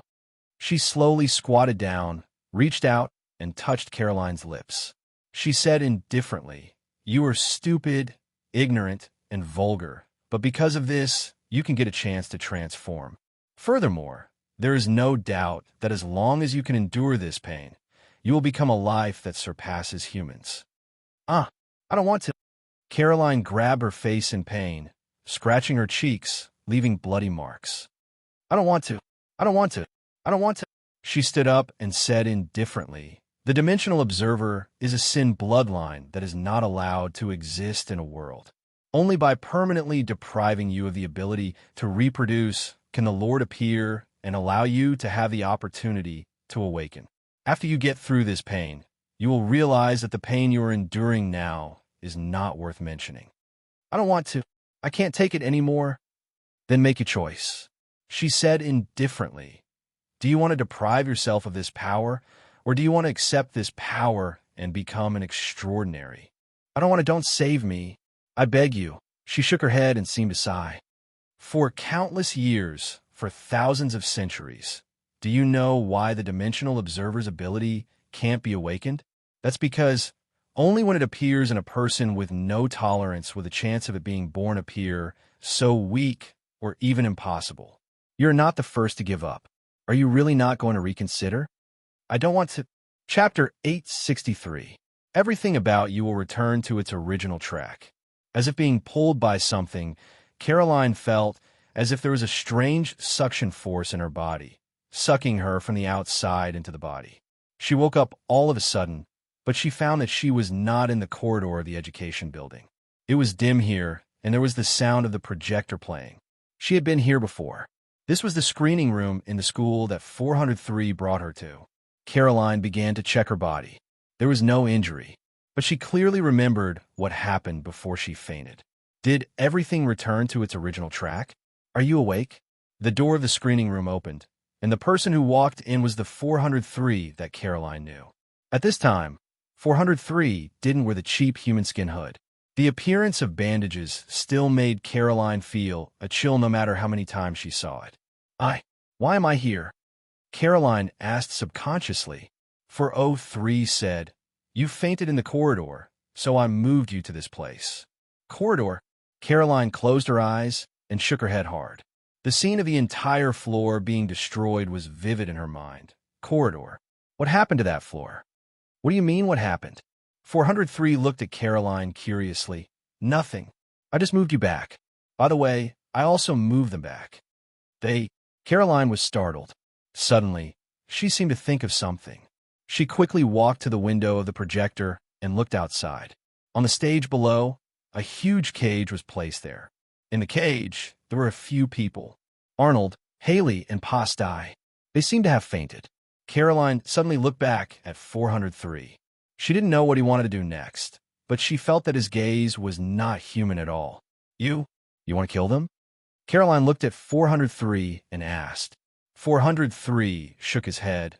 I just want them to feel fear and despair, and something more painful than death. At this time, 403 reached out and brushed past Caroline's cheek. This action and some words startled Caroline, but she saw that 403 didn't want to grab her. He just wanted to open the button on the wall behind her, the button for the lights on the stage below. Pa. The lights were turned on one by one, and the spotlights began to converge on the huge cage on the stage, shining on Arnold and the other two. At this time, 403 moved the projector over, then took a plate and put it into the projector. He started it up, and the old-fashioned projector began to turn slowly. One by one, the films moved under Caroline's eyes. Caroline began to hear some sounds. She looked at the stage curtain. The yellowed picture quality seemed to be quite old. It looked like a documentary. A woman was holding a child. The child was about 5 or 6 years old. The woman's face was full of smiles as she looked at the camera. She held the child's hand and waved it at the camera. When Caroline saw the house in the background, she felt a little familiar. Then she suddenly remembered that this was the house she had followed Arnaud to in the beginning, the old house where Arnaud was born and grew up. Hey, Haley, look at the camera. Look at Daddy. The woman loved the child so much that she kissed him on the cheek. Little Haley, say hello to your brother. Caroline realized that this film should be a family-oriented documentary, and the person holding the camera was probably the woman's husband. The camera began to turn, and another child entered the camera. The two children looked almost the same, almost indistinguishable except for their clothes. This is them when they were young. Caroline subconsciously looked at 403. 403 was watching the film at this time, saying indifferently, "Look at them, so small, just like angels, don't you think so?" At this time, little Haley, who was being held by the woman, suddenly turned his face and kissed the woman's cheek, making her laugh happily. "Look at you, Haley. You're just like a little gentleman. You're so obedient. Mommy really likes you. This is my son. Of course, my little Arnaud is also very good. I'm satisfied with the two of you." The documentary was still playing, followed by some family games. Even an outsider like Caroline could feel the warmth of this family. She suddenly remembered her childhood before her father was killed by a stray bullet in a gang fight. The family of three seemed to be like this. Why are you showing me this?" Caroline frowned. No, I'm not showing it to you." 403 shook his head, then pointed at the cage on the stage. "It's for them. I'm just adjusting the picture so that it can have the best angle." Why do you have these things?" Caroline asked subconsciously. "It's easy to find these things, right?" 403 said indifferently. "It depends on whether you have the heart to find it, whether you want to find it, and whether you want to do it." 403 began to rewind at this time, then slowly said, "My original plan was not like this, but something seems to have happened.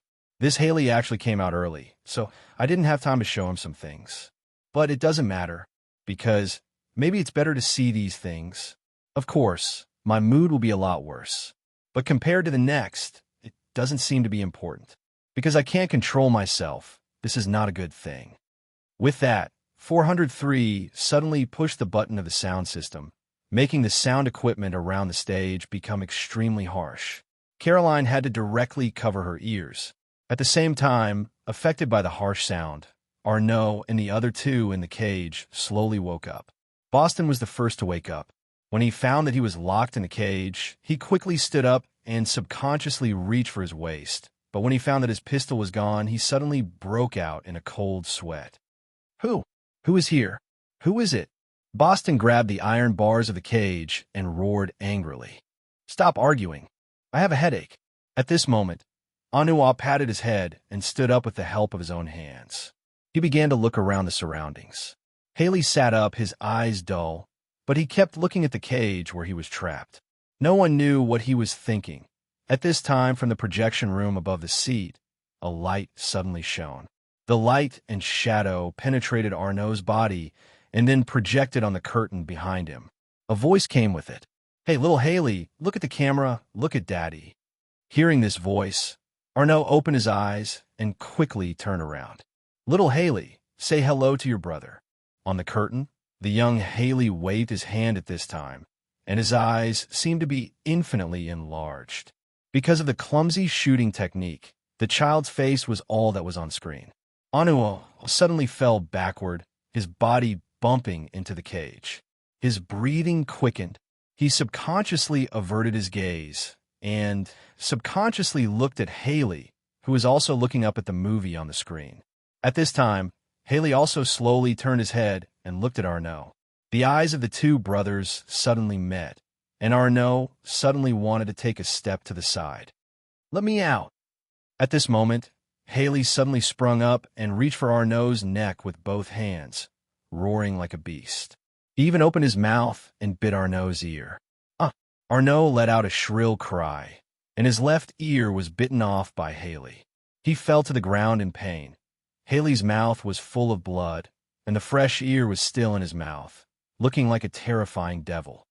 This monster! Seeing this scene, Boston turned pale with fright. At this moment, Haley suddenly stared at Boston. Under great fear, Boston's ruthless personality was instantly provoked, and he suddenly flew towards Haley. Freak! Go to hell! Don't call me a monster! A normal person, even a normal person with anger and fear, would not be able to fight against a crazy person. At this moment, Haley's face was stained with blood, as if he didn't know pain and had strength beyond ordinary people. Poston used his well-trained fists to hit Haley's face again and again. He almost broke Haley's nose and blew up his lips, but he was unable to hit Haley. Haley suddenly seized an opportunity and directly bit Boston's throat. Poochie, the artery on his neck, was bitten, and a terrifying amount of blood suddenly splashed out. Caroline couldn't watch this bloody scene anymore, and her body trembled with fright. She looked at 403's appearance in horror, but she saw the joy in 403's eyes that couldn't be concealed. He had taken out a bag of beef from somewhere and was eating it with relish. Caroline looked at him and even smiled. "Oh, do you want to eat some?" Smelling the beef, Caroline suddenly had a feeling of nausea. She quietly leaned against the wall, trying to walk toward the door of the screening room. "The stage play hasn't ended yet. Are you leaving?" 403 didn't look back at this time. Finish watching it. I said that after this matter is over, I will prove your innocence. Don't give me a reason to treat you badly. Caroline nodded nervously and stopped her footsteps, but she didn't dare to look at what happened on the stage. She could only hear Haley's voice clearly, and maybe Arnold's voice. Boston might be dead. In that case, Caroline didn't think Boston could survive. Why don't you appear in front of them?" Caroline suddenly asked. This was a question she couldn't understand. She didn't understand why she asked such a question. Fear comes from the unknown. 403 said indifferently, "Don't let them know why they're trapped in the cage. Don't let them know who is behind this. The unknown will make Arnold lose his pride. When everything is out of his control, he will become helpless, even ignorant, and the abyss of fear will swallow him." "You seem to know him very well." Caroline looked at 403, and there was a name in her heart that she wanted to blurt out. Lucas. But she didn't say this name. She didn't try to provoke the other party, nor did she try to explore the other party's origin. It was almost the most important principle for a prostitute to survive. "Who are you?" "Let go. Let go. You freak. Let go. I'll let you out. Let go. Monster. You freak. Let me go. Let me go. It was Arnold's roar. There was unconcealable fear in his anger. Even though she was so far away and couldn't see his appearance at this time, every cell in Caroline's body seemed to be able to feel the fear that belonged to Arnold at this moment. Everything was as 403 had said. Caroline began to cover her ears, curling up in the corner, not daring to listen to the voices of the two brothers on the stage at this moment. Caroline didn't know when it started, but she seemed to be unable to hear Arnold's voice and even Haley's voice. At this moment, there was only the sound of the family film played by the projector outside. Their mother's voice. "Hey, little Haley, look at the camera, look at Daddy. Look at you, little Haley. You're just like a little gentleman. You're so obedient. Mommy really likes you so much." Time passed by little. When Caroline released her hands from her ears, she found that 403 seemed to be crying at this time, looking out of the playback window in a daze. Maybe he was looking at the film on the screen, or maybe he was looking at everything on the stage, but Caroline wanted to forget everything on the stage. "Let's go. Don't miss the past anymore." 403 suddenly walked in front of Caroline and reached out to her. He pulled Caroline up and said slowly, "It's about to end." After that, Caroline watched 403 take out a few barrels of gasoline with her own eyes. He splashed the gasoline on the stage, drenching Boston, Arnold, and Haley. Haley was still alive, but Arnold had collapsed. Arnold fell with Caroline on his back, so she couldn't see what Arnold looked like at this moment. But she said in her heart, "This is good. If you can't see, you don't have to think too much." She knew that she might be deceiving herself. But how many people could do it without deceiving themselves? It was just that Haley was still like a beast, stimulated to go crazy again. 403 didn't seem to see it. At this moment, in Caroline's opinion, he seemed to be unable to see anything. 403 finally set a fire. The raging flames began to burn the seats here, then spread to the screening room and the stage.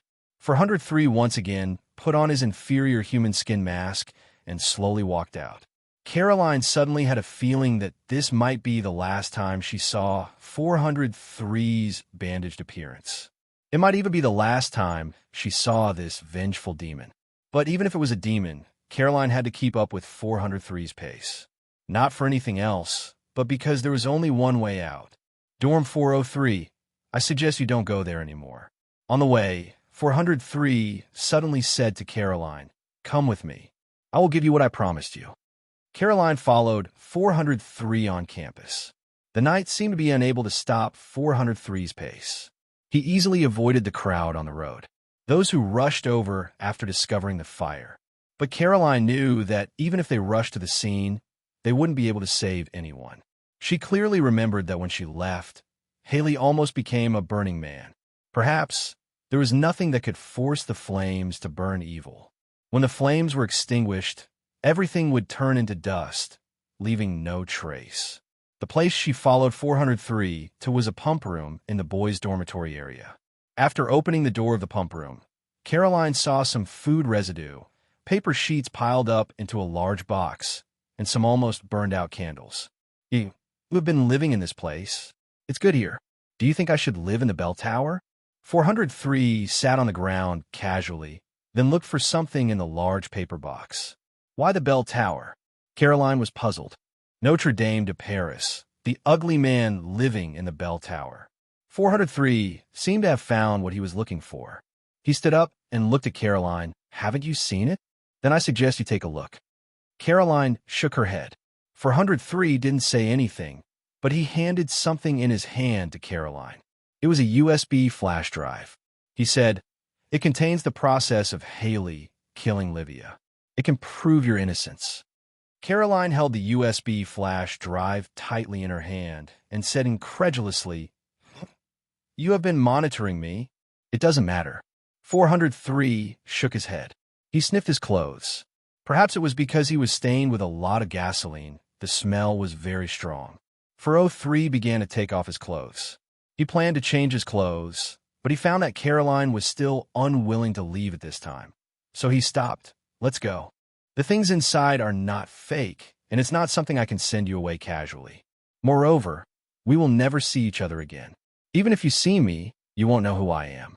Caroline hesitated for a moment. 403 had taken off his shirt and found a new one. Seeing Caroline's expression, he took out a camcorder from the large cardboard box. "Don't believe me? If you don't believe me, you can watch it here." Caroline nodded and took the camcorder. She inserted the USB flash drive and began to watch it. She glanced at 403.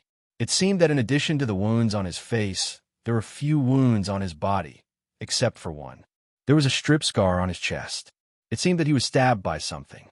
At this moment, a scream suddenly came from the video. It was Livia's scream. The angle of the video was probably from the corner of the wall. It should be secretly installed.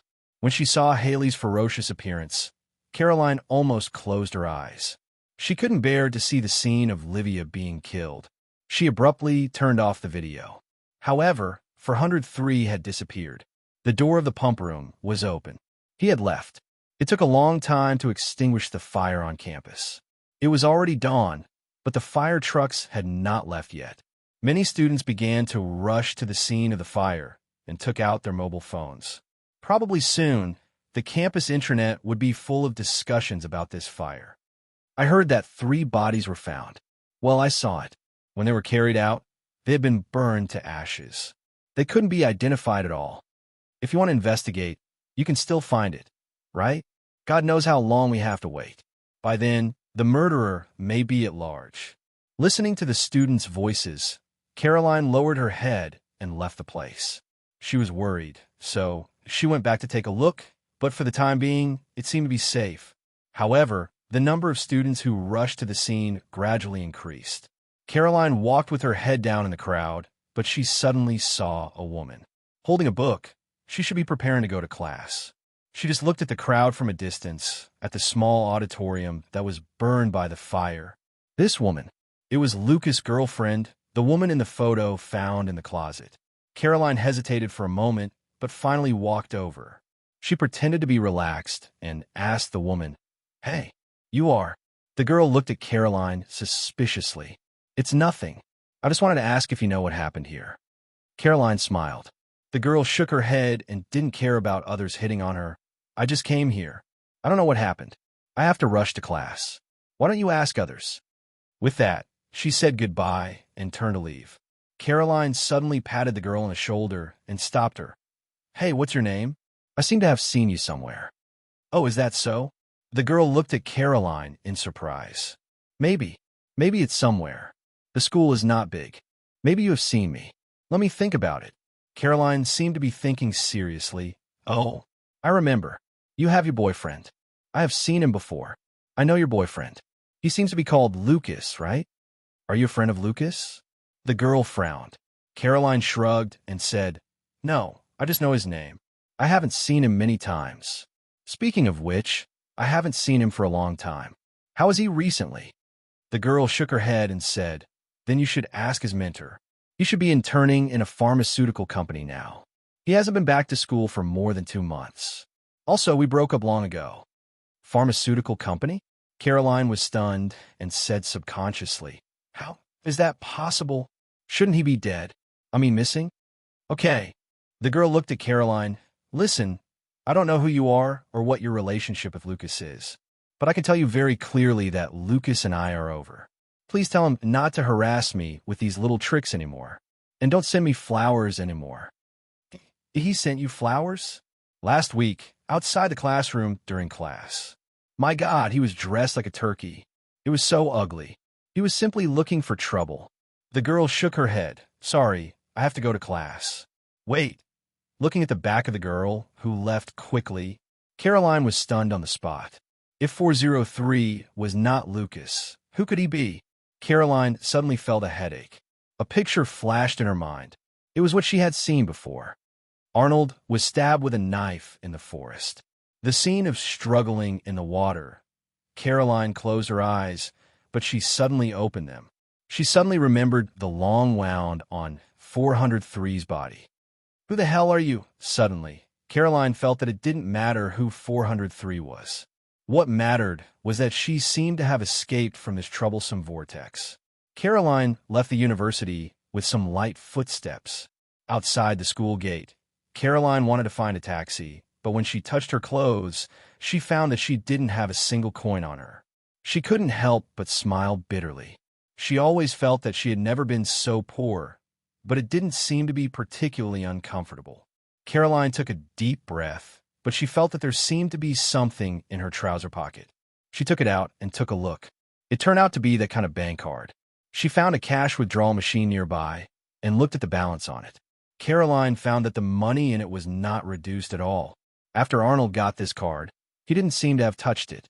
In a trance, Caroline called a taxi.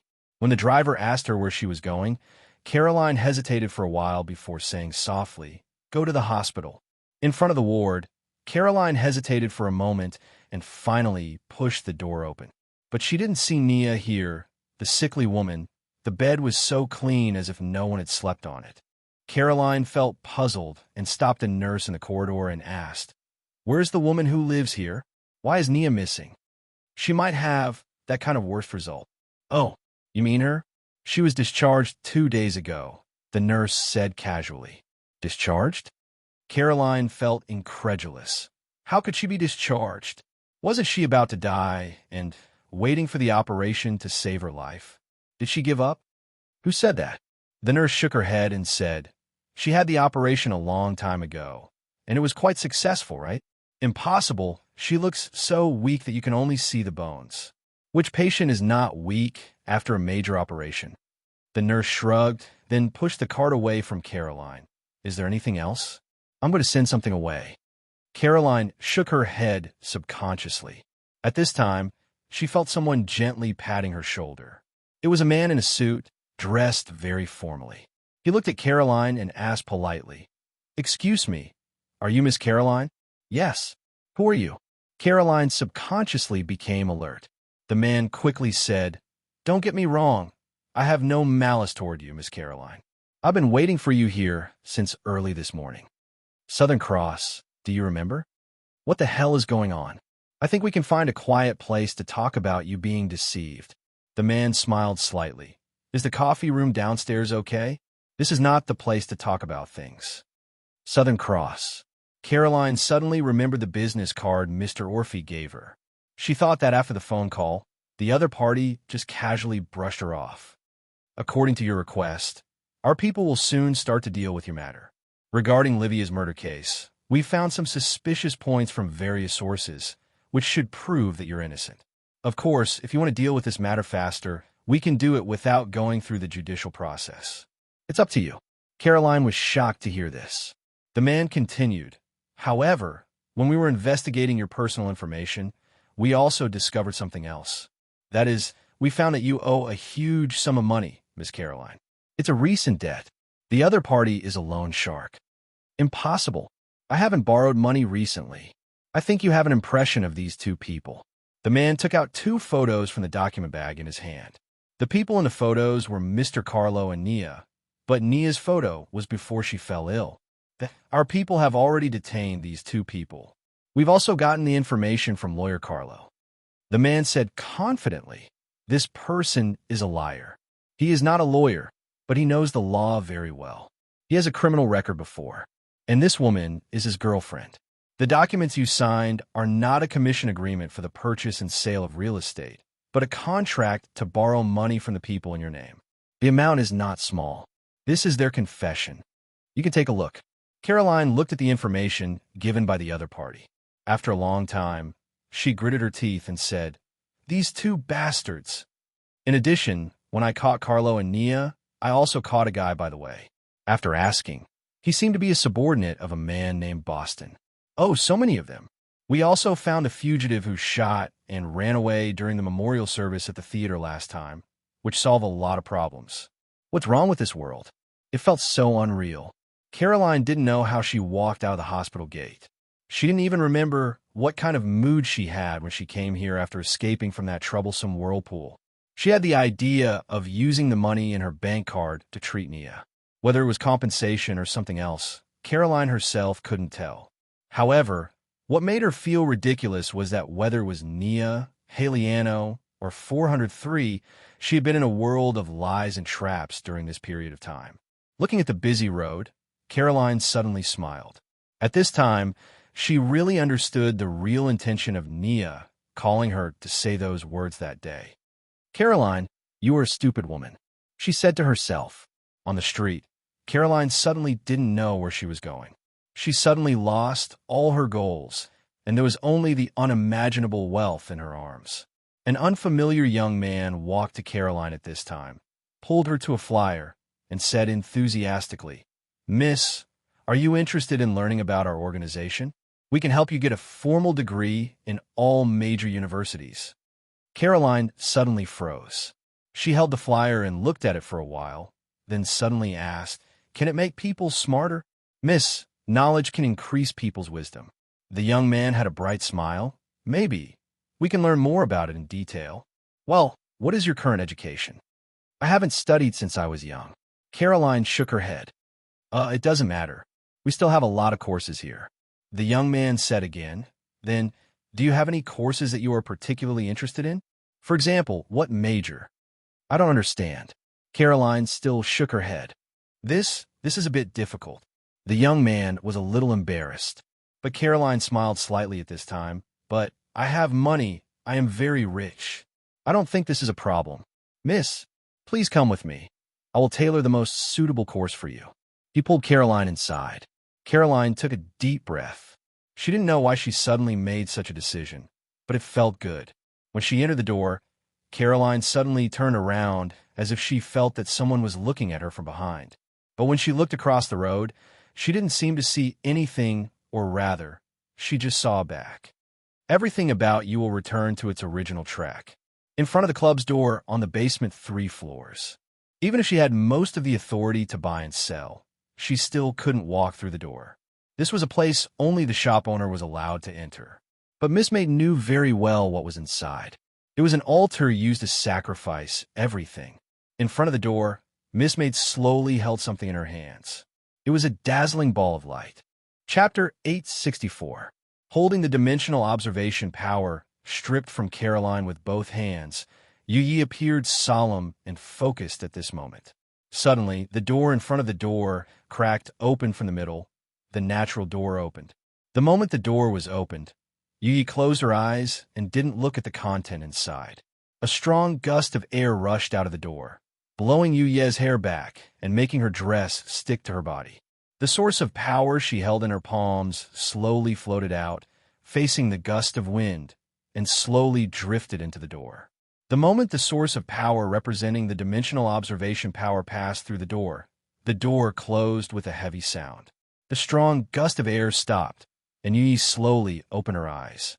She didn't leave right away, but put her hands down with her palms facing herself. Then, she closed them in front of her chest and slightly bent her waist. This was like a special etiquette when one was taking their leave.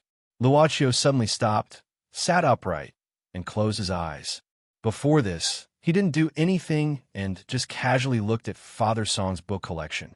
But his current appearance was a little strange, so much so that Gan Hong put down the comic book in her hand.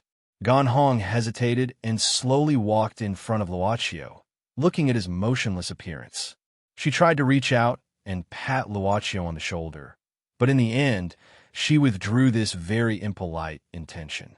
"Master Chiu," Gan Hong called softly. Luocio opened his eyes. "What's the matter?" "No."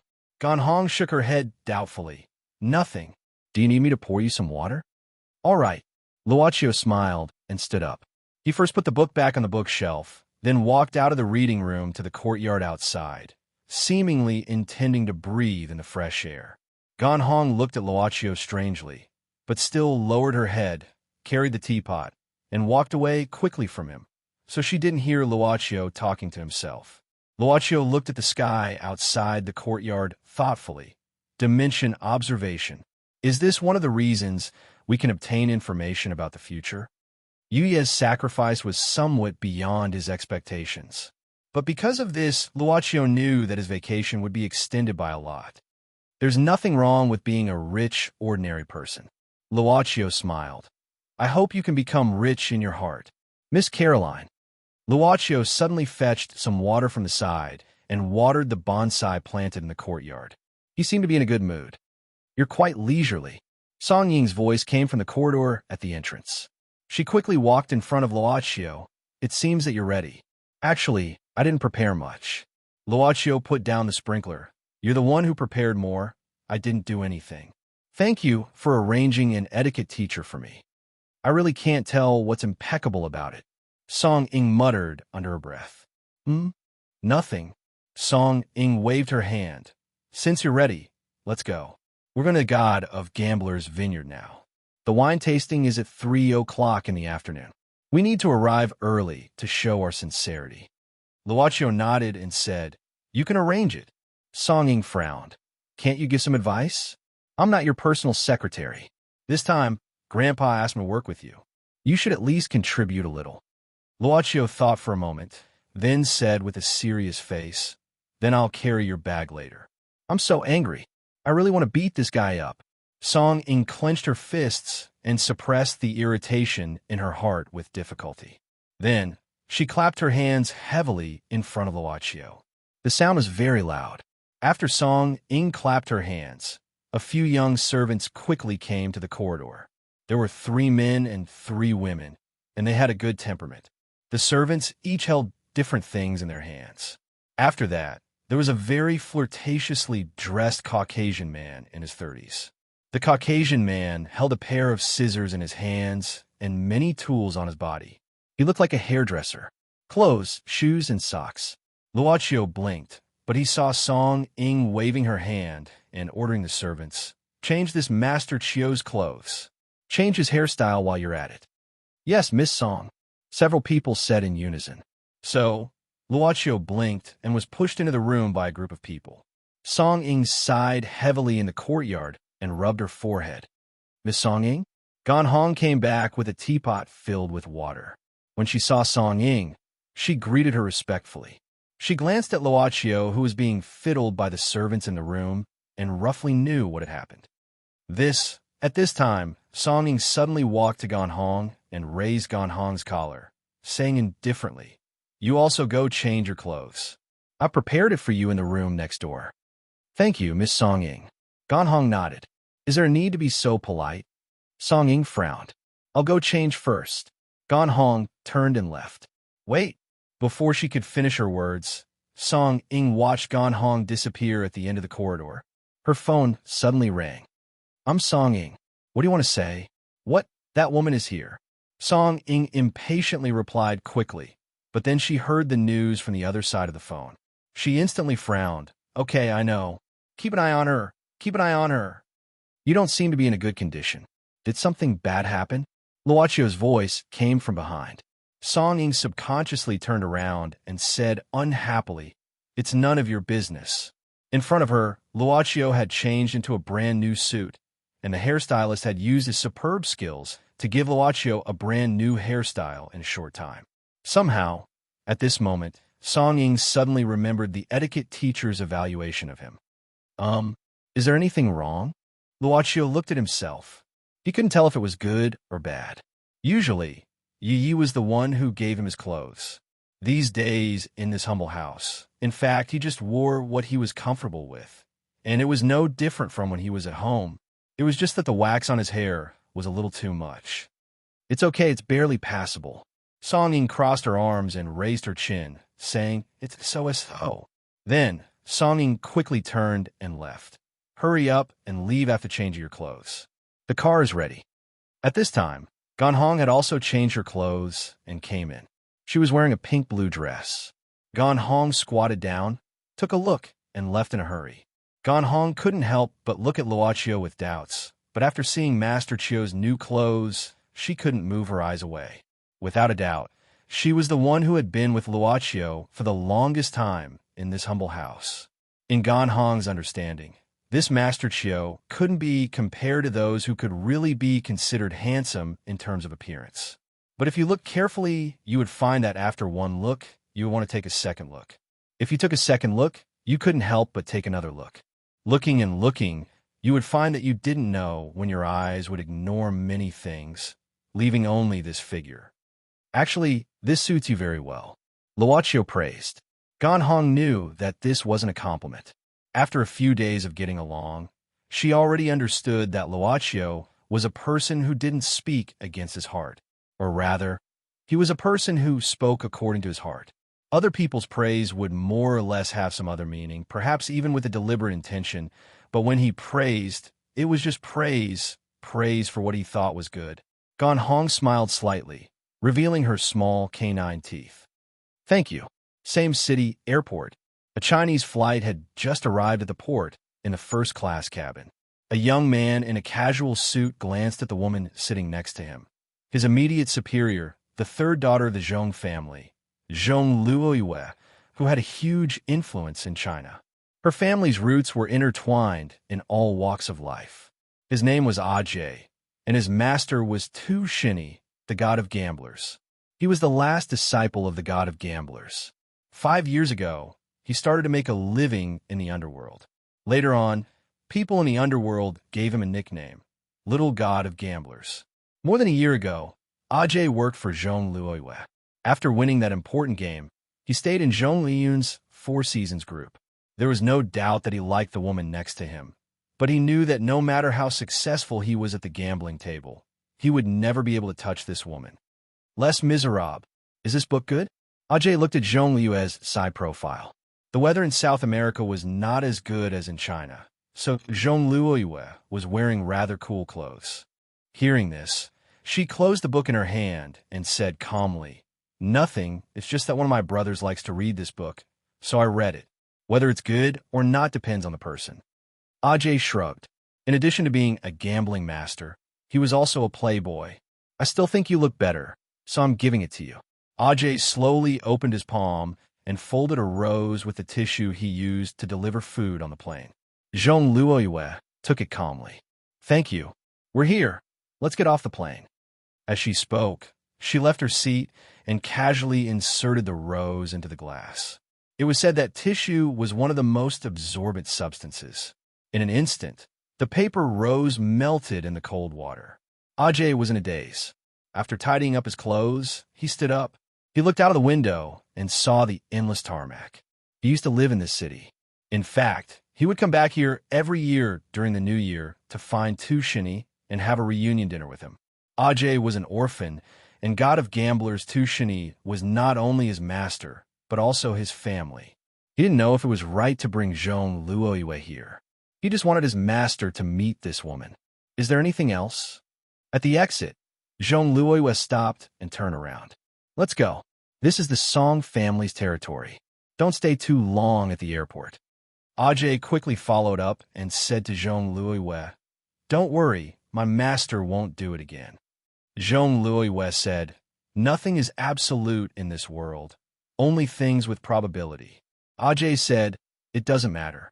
Even if Miss Song can really impress my master, I'll turn a good thing into a bad thing. Outsiders don't know my master's temperament. If you want to get close to my master and make him happy only based on some rumors, I'm afraid you'll make a fool of yourself. Let's go. Jean Luoyue just nodded. She looked up at the sky. It was cloudy and hot. It's probably going to rain. It's normal to have a lot of rain on the beach. Ajay said casually. It's better to be cool. Jean Luoyue walked out of the cabin door and quickly sat in the car parked outside the airport that had been prepared long ago. At this time, not long after the two black private cars drove out of the airport, a few more cars quickly approached them on the road.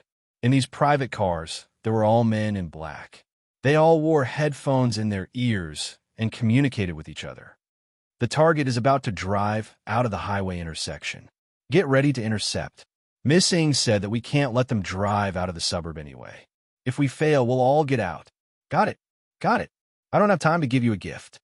Therefore, not long after the two cars drove out of the airport past the toll booth and were about to drive into the city, the other cars that had been following behind them suddenly cut in between the two cars. They accelerated. It seems that they found us. Hey, it's a piece of cake. In the streets and alleys, there was suddenly a speed chase. But many pedestrians were used to it. Some even took out their mobile phones and started to take pictures. Suddenly, a loud gunshot sounded in the street. The tires of a private car in front of them were shot out. Because it lost control, it crashed into the light post on the side of the road. The car behind it didn't brake in time and crashed into it at the moment. At this time, the cars behind quickly stopped, and a few men in black suits came out of the cars. They quickly came to the two crash cars and looked through them. They quickly pulled out the people in the cars, but they didn't find the people they were looking for. A man in a black suit's face changed slightly. Oh no, we've been tricked. He kicked the wrecked car angrily and picked up the phone. I'm sorry, Miss Ng. We lost him. At this moment, a blue Porsche was driving quickly on the street paved with small bricks. The driver was Ajay. At this time, he tapped on his Bluetooth headset and quickly said to Jean Luoyue next to him, Third miss, your people have said goodbye. It doesn't matter as long as we can get there. Jean Luoyue said indifferently. Are you familiar with this place? Ajay said, I've been living here from the age of 13 to 19. Although the Song family is such an emperor, the emperor won't look for rats in the sewer. Don't worry, we'll only be early, not late. Okay. Jean Luoyue slowly closed her eyes and began to rest. Chapter 865. There were a total of 79 demons hiding in this city. Of course, these demons were not completely pure. Some of them were actually the offspring of demons and humans. Just as heaven would accept devout believers, there would also be demons in hell who would tempt humans to fall. Charlotte had the command of the Queen of Hell, and Lucifer, who sat on one of the thrones of hell, naturally had a command over the demons. After taking over the White Hell Bar, Charlotte had ordered her subordinates to quickly dig out a rather large space under the bar. Late at night, when the brilliance of the stars and the moon ruled the dark side of the earth, Charlotte was standing in the center of this huge underground space. She held her crystal ball in both hands, and under her feet were circles made of strange characters. These lines looked like the lines of a very cool and complicated magic array in the eyes of others. At this time, the demons gathered outside the circle one by one walked to the outermost circle cut their wrists, or cut their chests, and poured their blood into the circle groove. Each demon offered at least half of their blood. This was the command given by Charlotte. Most of the life and power of a demon came from blood. A normal amount of blood was equivalent to harvesting almost half of their life. This was an unbearable loss for any demon. They did not know how long it would take to make up for this part of consumption, but there was no doubt that they had no way to resist Charlotte's command. After all, she was able to reach the secret chamber of the Queen of Hell, Lucifer, and come into contact with the power of the Throne of Pride, one of the 7 kings of hell. Although unwilling, the demons, or the descendants of demons, offered their blood in an orderly manner. Through this blood sacrifice, they could summon the power of the Throne of Hell, Pride.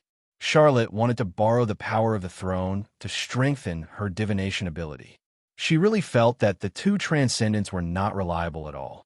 In fact, Charlotte was well aware of the nature of her divination. It was often the opposite of the result. Then, she would do it according to the opposite of the result of the divination. At worst, after this matter was over, she would kill all the demons who knew about it to protect her reputation. Deceiving myself? I'm a demon. More and more power began to flow into Charlotte's body through the blood sacrifice, becoming the source of power that supported her use of the ultimate divination technique. It's about time. Give me some more blood. If you're too slow, I'll feed you to the Cerberus. Charlotte didn't only have one Cerberus.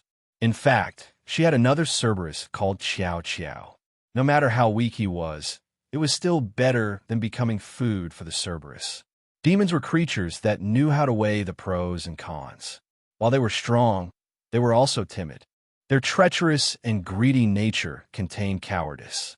A female demon's face was pale. She endured the pain and cut her wrist again. As the descendant of a charm banshee, she had half human blood in her. This kind of blood sacrifice was really going to cost her old life. Fortunately, she had been engaged in a modeling career and had a lot of male resources. At this time, the half-human, half-demon was already thinking about how many guests she should find to make up for her consumption after the ceremony was over. The football player she met not long ago seemed to be not bad. He was not quietly handsome, and his body was very strong. He should be able to last for a while. Perhaps it was because of the charm banshee bloodline in her body. She suddenly felt a burning sensation coming from her body. Strange, why did it seem like she was suddenly cut in half? This half-human, half-demon charm banshee didn't know that the separation of her vision was only because her body was suddenly cut in half. She didn't know why it was like this because she was completely dead at this moment. The cut-up body seemed to be burned by something at this moment, emitting black smoke. In the blink of an eye, only a pile of ashes was left on the ground. The shocking change made the surrounding demons become ferocious. They dared to tear apart anyone who dared to break in. However, the demons' ferocity turned into fear after a few seconds. It was because they saw the most powerful enemy of their destiny, an angel from heaven. It wasn't an ordinary angel, but a superior angel, a seraph with 6 wings. Every feather on the seraph's wings contained holy power that was extremely uncomfortable for demons. Moreover, this was one of the top angels in the pyramid of the angel system. The left of God, the angel of death, Gabriel. This is the left of God. How could it appear here? Soon, some ancient demons recognized the origin of this angel, who was so beautiful that they couldn't distinguish its gender. Of course, the demons knew that angels were born without gender. It was just that they had lived in the human world for a long time and had long been used to categorizing such beauty as a female. Under normal circumstances, even if it was a male, if it was so beautiful, some lustful demons could do it. Even if it didn't have a reproductive system because it didn't have a gender, or even an excretory system because it didn't need to eat, it still had lips that could speak beautiful sounds. "I'll cleanse the sins here," Gabriel said simply. Although his father had asked him to find the fallen star of dawn in a monastery in the east, he couldn't ignore the gathering of so many demons before that. In fact, it wouldn't take much of his time to clean up the demons here. The massive holy light instantly illuminated the entire basement.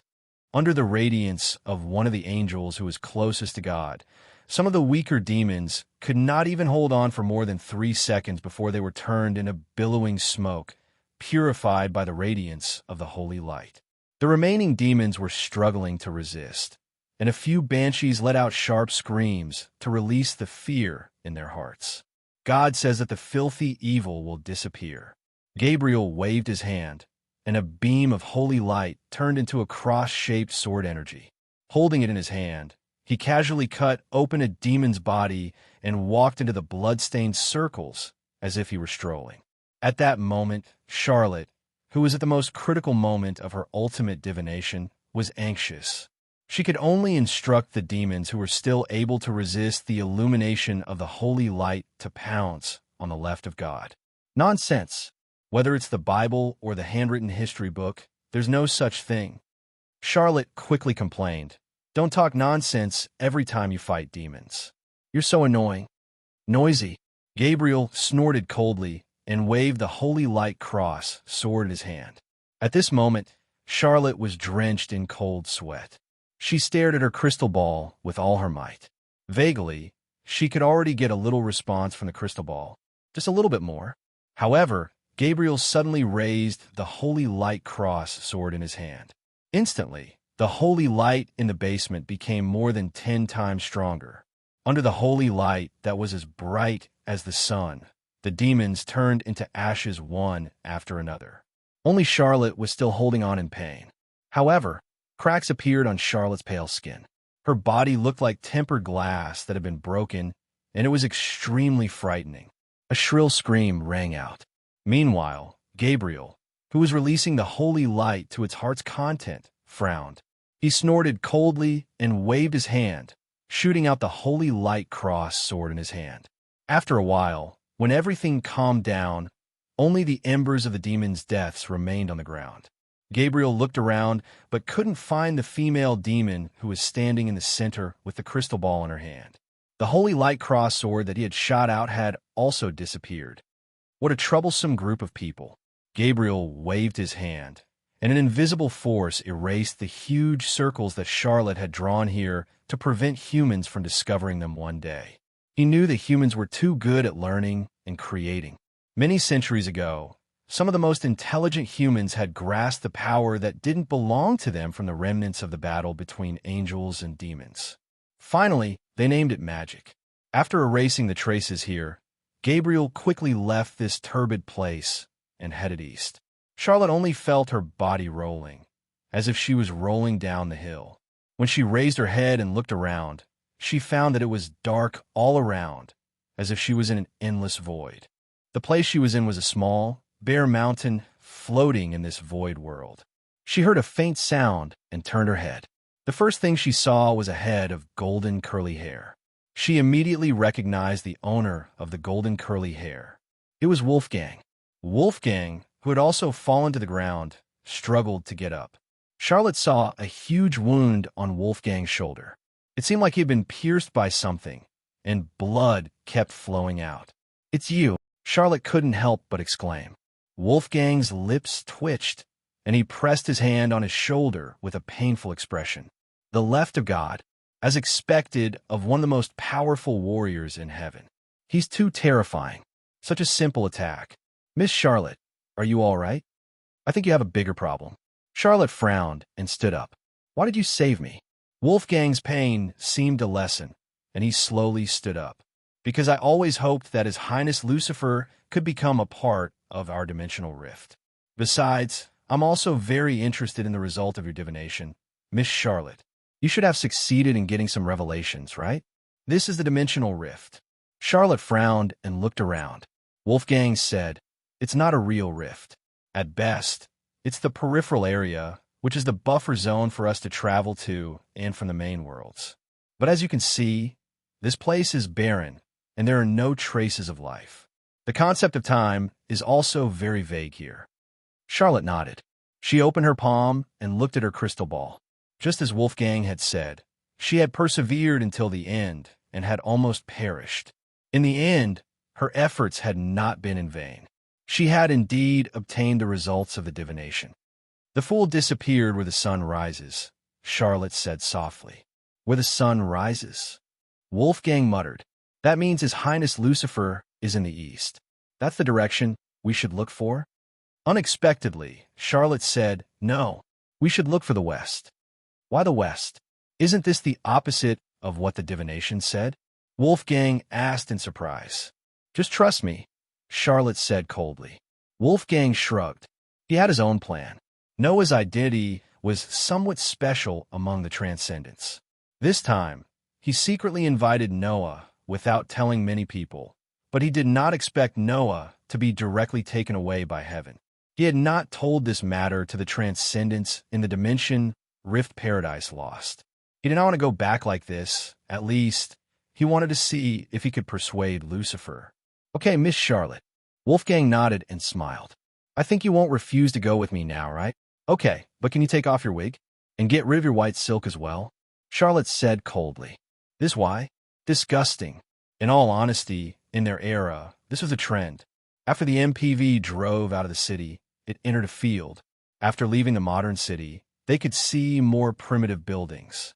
After all, this was a city with a history of hundreds of years, and it deliberately preserved the culture of the old era. Some fields could already be seen. It was the harvest season.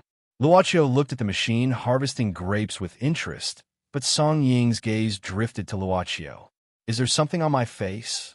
Luocio turned his head and looked at Song Ying curiously. I'm looking at the weather, not at you. Don't be narcissistic. Song Ying snorted lightly, then crossed her left leg over her right leg and looked at the other side of the window. The MPV was spacious enough to give the passengers enough space, but even so, Song Ying still opened the window, saying that she wanted to get some air. You seem to be in a hurry. What's the matter? Luocio also lowered the window on his side. Song Ying casually said, Nothing, just that a particularly annoying guy is coming. Maybe we can see him later. This time, the wine tasting of the god of gamblers, Tu Shini, might not go so smoothly. A particularly annoying guy? Luocio thought, but Song Ying seemed to have thought of something at this time. She suddenly looked at Luocio, sizing him up. Suddenly, Song Ying propped herself up and put her hands on Luocio's shoulders. I don't need you to carry my bag. Luocio blinked. Song Ying suddenly squinted her eyes and smiled. I'll introduce you to a top beauty. Looking at Luocio's confused look, Song Ying secretly laughed at this time. Zhong Luoyue. Zhong Luoyue. I don't know if you can do anything to this person. Chapter 866. In the photo, one could clearly see that it was a man, but because he was wearing a white half-mask, it was difficult to determine his age. This is the god of gamblers, Tu Shini. In the MPV, Song Ying used her finger to swipe the pad in front of her. There are only 3 photos in total. Tu Shini won't resist being photographed because no one knows what he looks like. Of course, there are people who use technology to deduce his original facial contours based on the lines of the mask and restore his appearance. But reality has proven that this is not feasible. People still can't find his true face. If you don't see people with their true faces. Luocio looked back and forth at the photos on the pad and asked curiously, Then how did your people find him here? Song Ying crossed her arms and said, In addition to his amazing gambling skills, Tu Shini is also a wine master. 20 years ago, Tu Shini brewed a batch of wine called the Daylily series. There are a total of 7 bottles. 3 of them were sold at a high price at an auction in London. As for the remaining 4, 2 of them are in the hands of 2 of Tu Shini's friends. He himself only has 2. And this time, the legendary Daylily series will appear at the wine tasting, and it won't be the 5 known bottles. Luocio suddenly understood. So, it was him who took the initiative to reveal his whereabouts. And he wasn't found?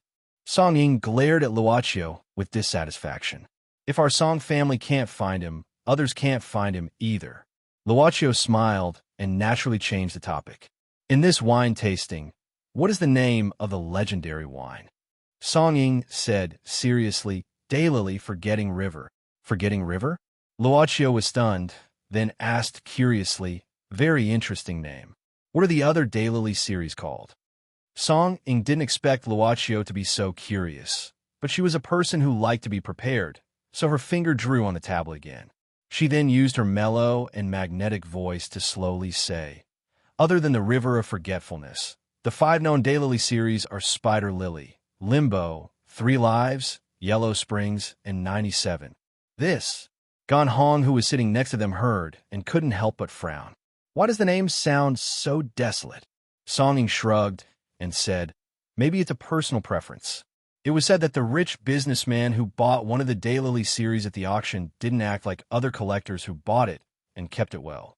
Instead, he chose to sober up and taste it.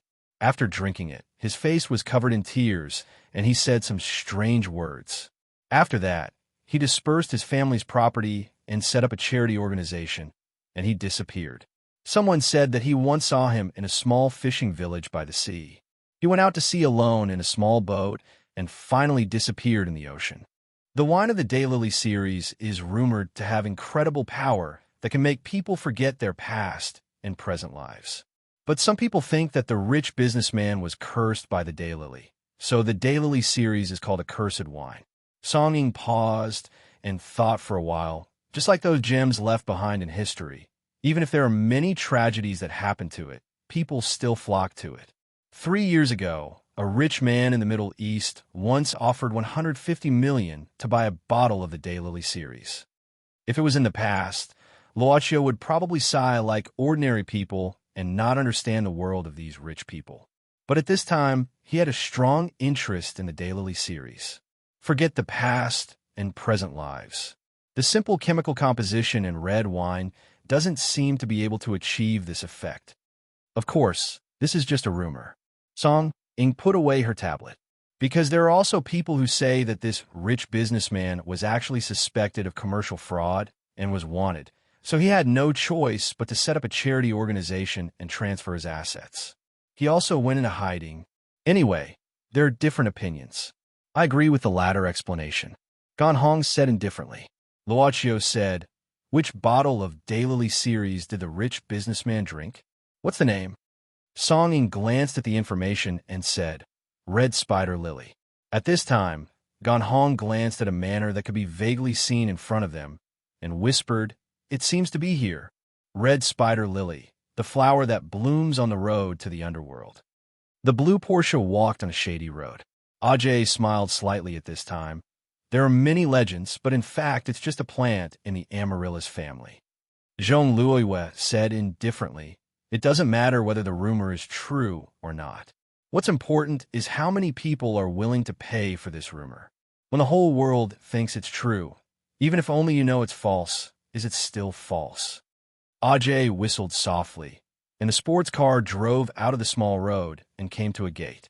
At this time, a burly middle-aged uncle in front of the gate quickly pushed the door open. Ajay parked the sports car here, opened his hands and laughed. Ha, Uncle Gene. Long time no see. Uncle Gene also opened his hands and hugged Ajay, and then patted AJ's shoulder. Good boy, I haven't seen you for a few years, and you've grown up again. I've been practicing a lot.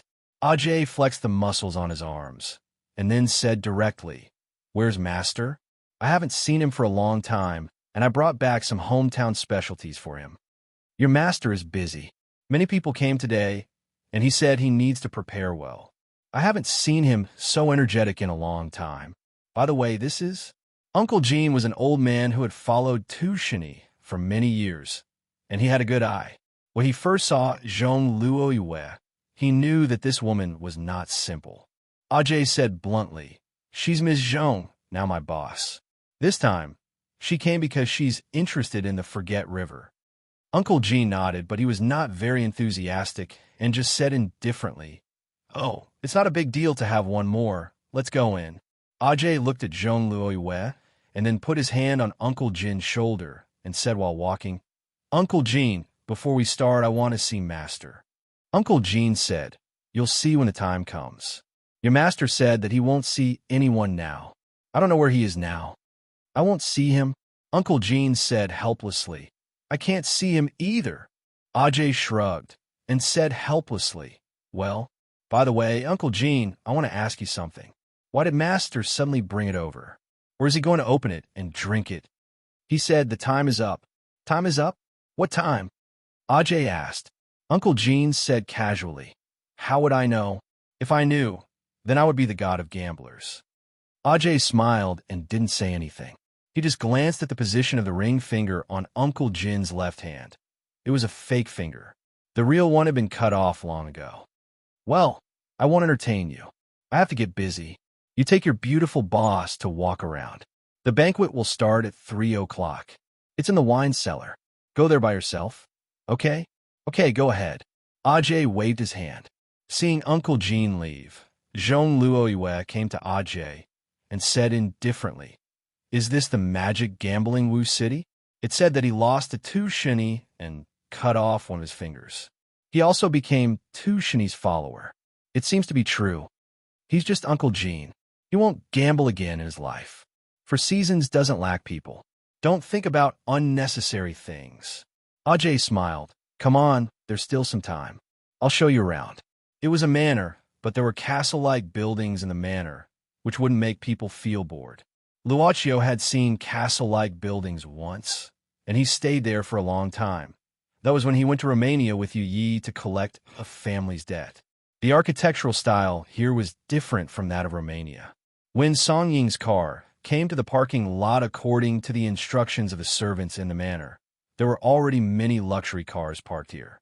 There seemed to be quite a number of guests. If the bodyguards that these guests brought with them were included, the number would be even greater. Luochio saw several Middle Easterners in white robes, as well as the descendants of Spanish nobles in luxurious clothes.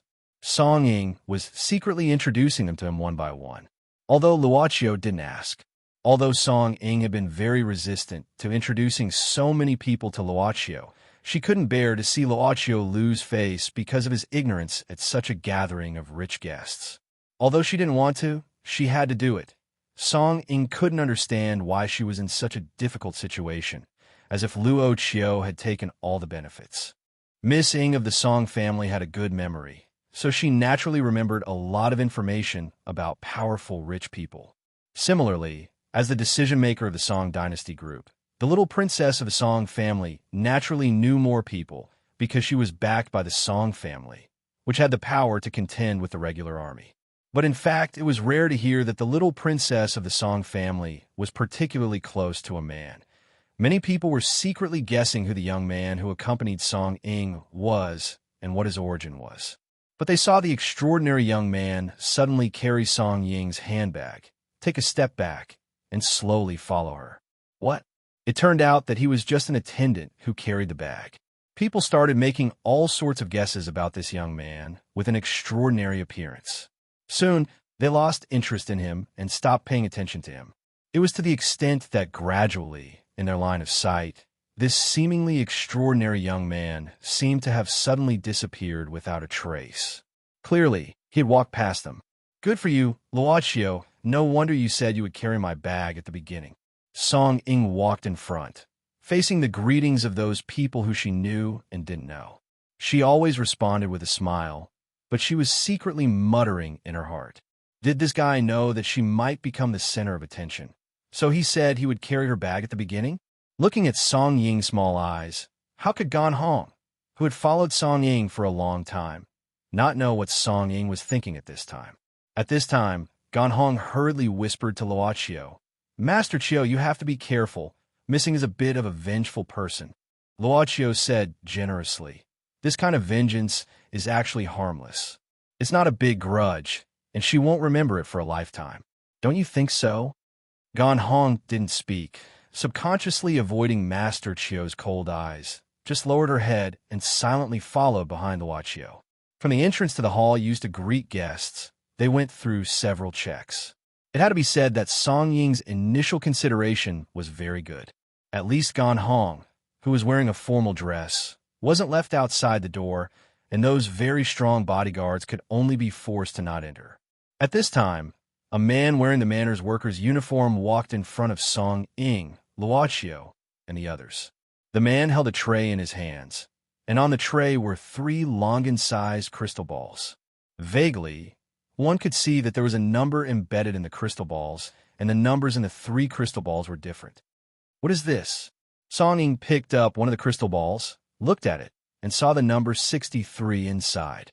The man replied politely, It's like this: my master will pick out a fated person at the banquet later. Only this fated person can drink the forgotten river wine with my master. Song Ying nodded. That is to say, this is everyone's mark, right? Yes. The young man smiled, and then sent the tray in front of Luocio and Gan Hong. Song Ying didn't have the slightest interest in the forgotten river wine. After taking the crystal ball, she directly put it in her pocket. What she wanted this time was only to be able to persuade Tushini. What kind of selection method is it? Unexpectedly, Luocio started chatting with the waiter. I don't know about this. The waiter shook his head and said, my master only ordered for every guest to get a crystal ball. Hurry up and get it done. Don't waste time. Song Ying said to Luocio. Luocio could only reach out to take the crystal ball on the tray, but unexpectedly, before he could do so, the crystal ball was already in someone's hand. He only heard a sloppy voice. I like this number 6. It's more auspicious. Give it to me. I can use it as a gift. Unexpectedly, at this time, Gan Hong's hand shot out like lightning, slapping at the man's hand, directly sending the crystal ball flying. Don't you know first come, first served? This is my young master's. Gan Hong snorted coldly, reaching out to grab the crystal ball that was sent flying. How can it be considered snatching if you don't get it? The young man laughed lightly, suddenly shooting out his finger. At this time, the coin between his fingers directly shot out, directly hitting the crystal ball that was beginning to fall, changing its trajectory, causing the crystal ball to bounce back to him, firmly grasping in the palm of his hand again. Gan Hong suffered a hidden loss, and her face was full of anger. The young man whistled. So beautiful. You don't look good when you're angry. You. Just as Gan Hong was about to rush forward, someone grabbed her arm. She looked back and found that the person who grabbed her was surprisingly Master Chiu. Luocio gently shook his head, looked at the young man, and said indifferently, you can take it if you want. I'll take this one. With that said, Luocio put away the remaining crystal ball on the tray, smiled slightly, and said, actually, you're right. It's better for her to smile more. Also, the one you took is number 9. The young man was stunned, turned his hand, and looked at the crystal ball in his hand, his face slightly ugly, but he quickly revealed a bright smile. That's really embarrassing. Haha, hello, Miss Song. Long time no see. The other party seemed to know Song Ying. Luocio looked over curiously, only to hear Song Ying say indifferently, this person is called Ouyang Jie, Tushini's last disciple. The one who won the tournament in Las Vegas last year was him. Thank you, Miss Song, for remembering me. Ajay. Ouyang Jie nodded. Chapter 867. Just like the vegetable vendors in the market, the merchants in the electronic street, or different esports teams, there would always be some friction between them. It was a good interpretation of the concept of those in the same trade are enemies. In the world's gambling industry chain, there are also many combinations of enemies and rivals. For example, both the Song Dynasty and the Four Pole Group were rising stars in the gambling industry. What was even more coincidental was that the leaders of these rising stars were both women in their prime. This made it even easier for busybodies to compare them. When Ouyang Jie shifted his body slightly to allow Zhong Luoyue behind him to appear in the crowd's line of sight, the little princess of the Song family and the beauty of the Hua family locked gazes. Only then did the crowd understand what it meant to go head-to-head with each other, a needle against an awl. Zhong Luoyue, who was wearing a white lady suit with a blue shirt as the base, had short hair that reached her shoulders. She looked capable and knowledgeable. The little princess of the Song family, on the other hand, had very bright pink and purple hair, which gave people a different feeling. Of course, in the end, it was because the two's appearance could hold up. The moment Song Yingpu saw Zhong Luoyue appear, she frowned slightly, revealing a look of disgust that was easily detectable, but did not make others feel that she was ugly. This was what it meant to be willful with good looks. Zhong Luoyue suddenly reached out to Ouyang Jie, and Ouyang Jie gently placed a number 9 crystal ball in her palm. Zhong Luoyue directly walked in front of Luocio, opened her palm, raised the number 9 crystal ball, and put it in front of Luocio, then slowly put it back on the tray. Excuse me. Luocio just nodded slightly. Zhong Luoyue turned her head and said, Ajay, let's go. Ouyang Jie shrugged indifferently, followed behind Zhong Luoyue, and walked past Luochio. He paused slightly and then whispered, "You can see the difference between 9 and 6 from so far away. Good eyesight, kid." Luochio just smiled and moved away slightly. Ouyang Jia looked at him strangely, frowned slightly, and didn't say anything. Zhong Luoyue also paused in front of Song Ying and said indifferently, "2 cars and the medical expenses of the 5 entourage. I'll have someone send the bill to your office." Song Ying pretended to know nothing and said, "What bill?" "I don't know. Did your people get into a car accident? Is it serious? Did you buy insurance? However, you're a guest from afar. If you encounter any difficulties in claiming compensation, feel free to look for me. I have a say in this place. Say hello to Mr. Song for me." Zhong Luoyue said, and directly left Song Ying. Ouyang Jie waved his hand. "Well, it's all right. Everyone continue." Under his signal, 6 or 7 servants suddenly appeared in the hall, holding drinks and snacks, and began to walk to the guests. Tu Shini didn't have any children. As his last disciple, Ouyang Jian naturally had the identity of the host here. The music started, and a band was specially invited to sing in advance to ease the atmosphere. Song Ying sighed at this time and walked to Luochio. "Are you really not angry? Or are you pretending not to be angry? Are you very angry?" Luochio asked. He looked at Zhong Luoyue and Ouyang Jie's backs. "You seem to really dislike Miss Zhong?" Song Ying crossed her arms and said, "When I was studying in England, she and I were in the same school. She was 1 year ahead of me. When I just entered, this woman was already quite famous. I don't know what means she used to gather a large group of rich children around her and almost controlled the order in the school behind her back. I couldn't stand it, and I didn't want to listen to her. After a long time, naturally more things will happen. Why should I tell you this? Probably you also want someone to listen to you." Luochio said softly, "It's all right. Who wants to have anything to do with you?" Song Ying rolled her eyes, turned her head and walked to the table, picked up a glass of water, and drank it in big mouthfuls. But at this time, Gan Hong looked like she wanted to say something, so Luochio had to ask, "What's the matter?" Gan Hong lowered her head and said, "Master Chio, I'm sorry. I'm not capable enough to make you lose face. They don't know me." Luochio shook his head. "The so-called face is generally given by people you know. Since they don't know you, naturally there is no such thing. As for sorry, I think whether you have the ability or not, whether you're a capable person, should not be measured like this." Gan Hong looked up and asked curiously, "Master Chio, you really won't be angry?" Yes, there was a moment.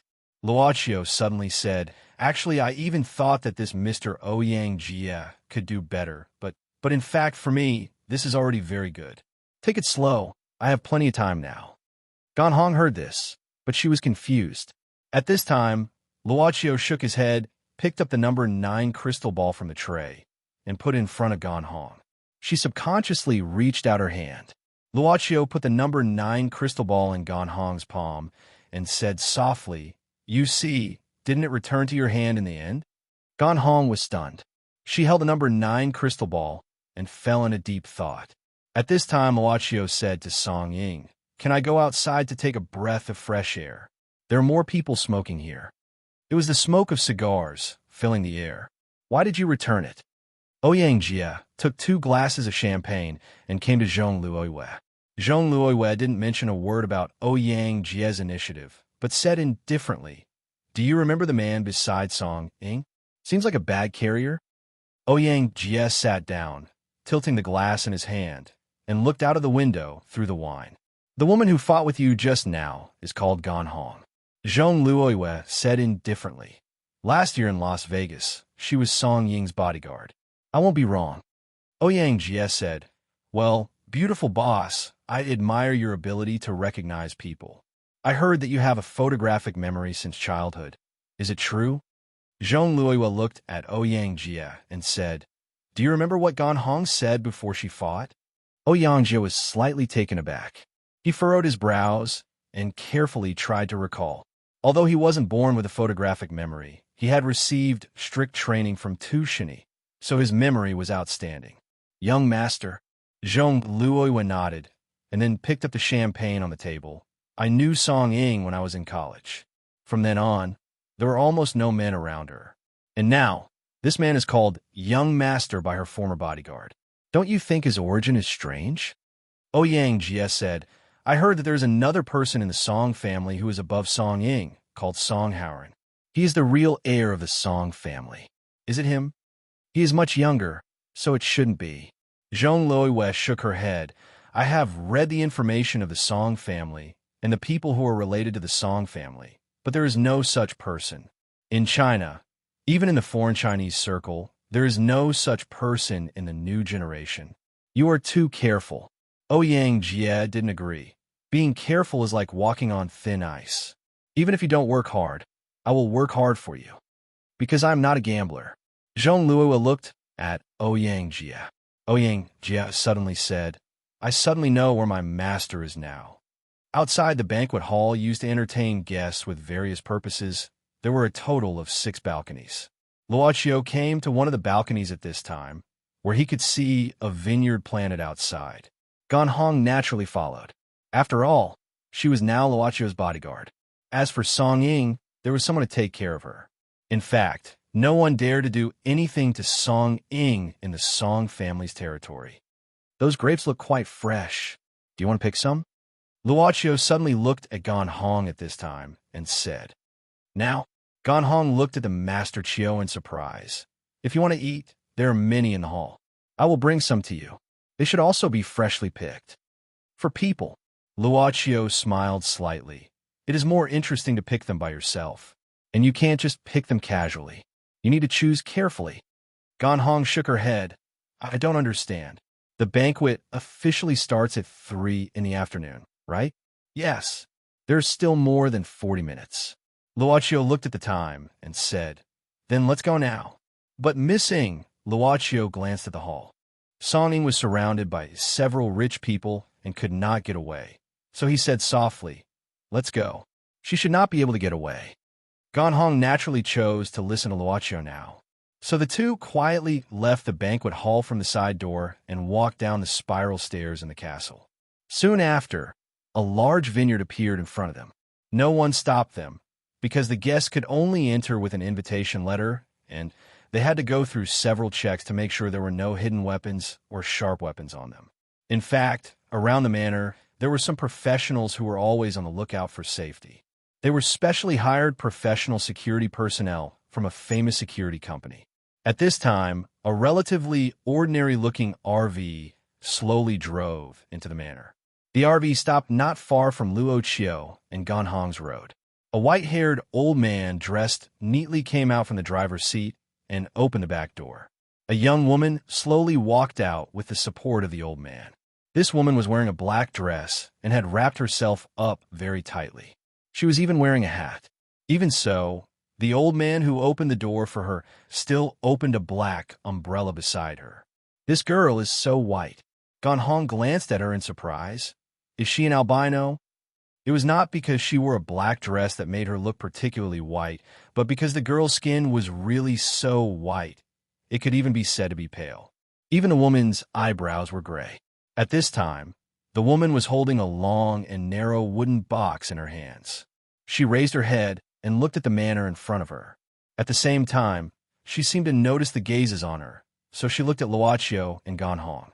After the woman glanced at them, she quickly nodded politely, then lowered her head and looked timid. Accompanied by the old man, she walked toward the entrance of the manor. It seems that I may not only see the legendary Forget Sorrow, Forget River, but also other Forget Sorrow series. Luoqiu suddenly smiled at this time. Ganhong was startled. She seemed to have thought of something and subconsciously said, Young Master Chiu, are you saying that the bottle that the woman was holding might be a Daylily series? Indeed, that shape and size are quite consistent with the size of a red wine bottle. But how can we be sure? I'll go pick the grapes. Luoqiu smiled and said nothing. At this time, in the vineyard, several women were picking suitable grapes. They saw a young man and woman coming in, but they didn't stop them. These women came from the nearby town to work. Naturally, they didn't dare to offend the guests in the manor. But ordinary rich people wouldn't choose to come here, because the mud here would easily dirty their shoes and clothes. Luochio didn't stop in front of any grapevines and walked straight. Ganhong saw a lot of grapes on the way that should be picked. Several times, she thought it was okay and suggested, but Master Chiu just shook his head. Luochio suddenly stopped. Zhong Luoyue and Ouyang Jie came out from the other side at this time. The two groups of people happened to meet in the grape field. When Ganhong saw Ouyang Jie, she quickly walked to Luochio's side with a cold expression. Ouyang Jie smiled and said rather innocently, "Oh, it seems that I'm hated. Speaking of which, am I that annoying? Why don't you look in the mirror?" Ganhong sneered.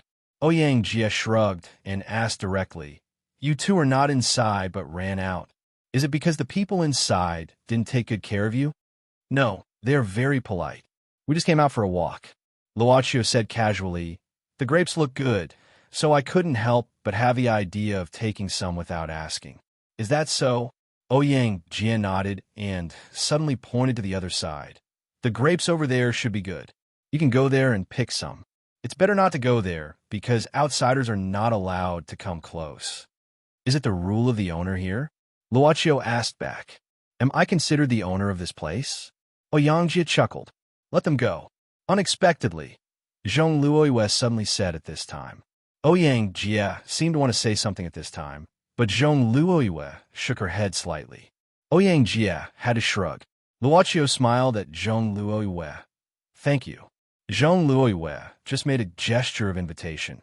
At the same time, she made way, indicating that she would follow.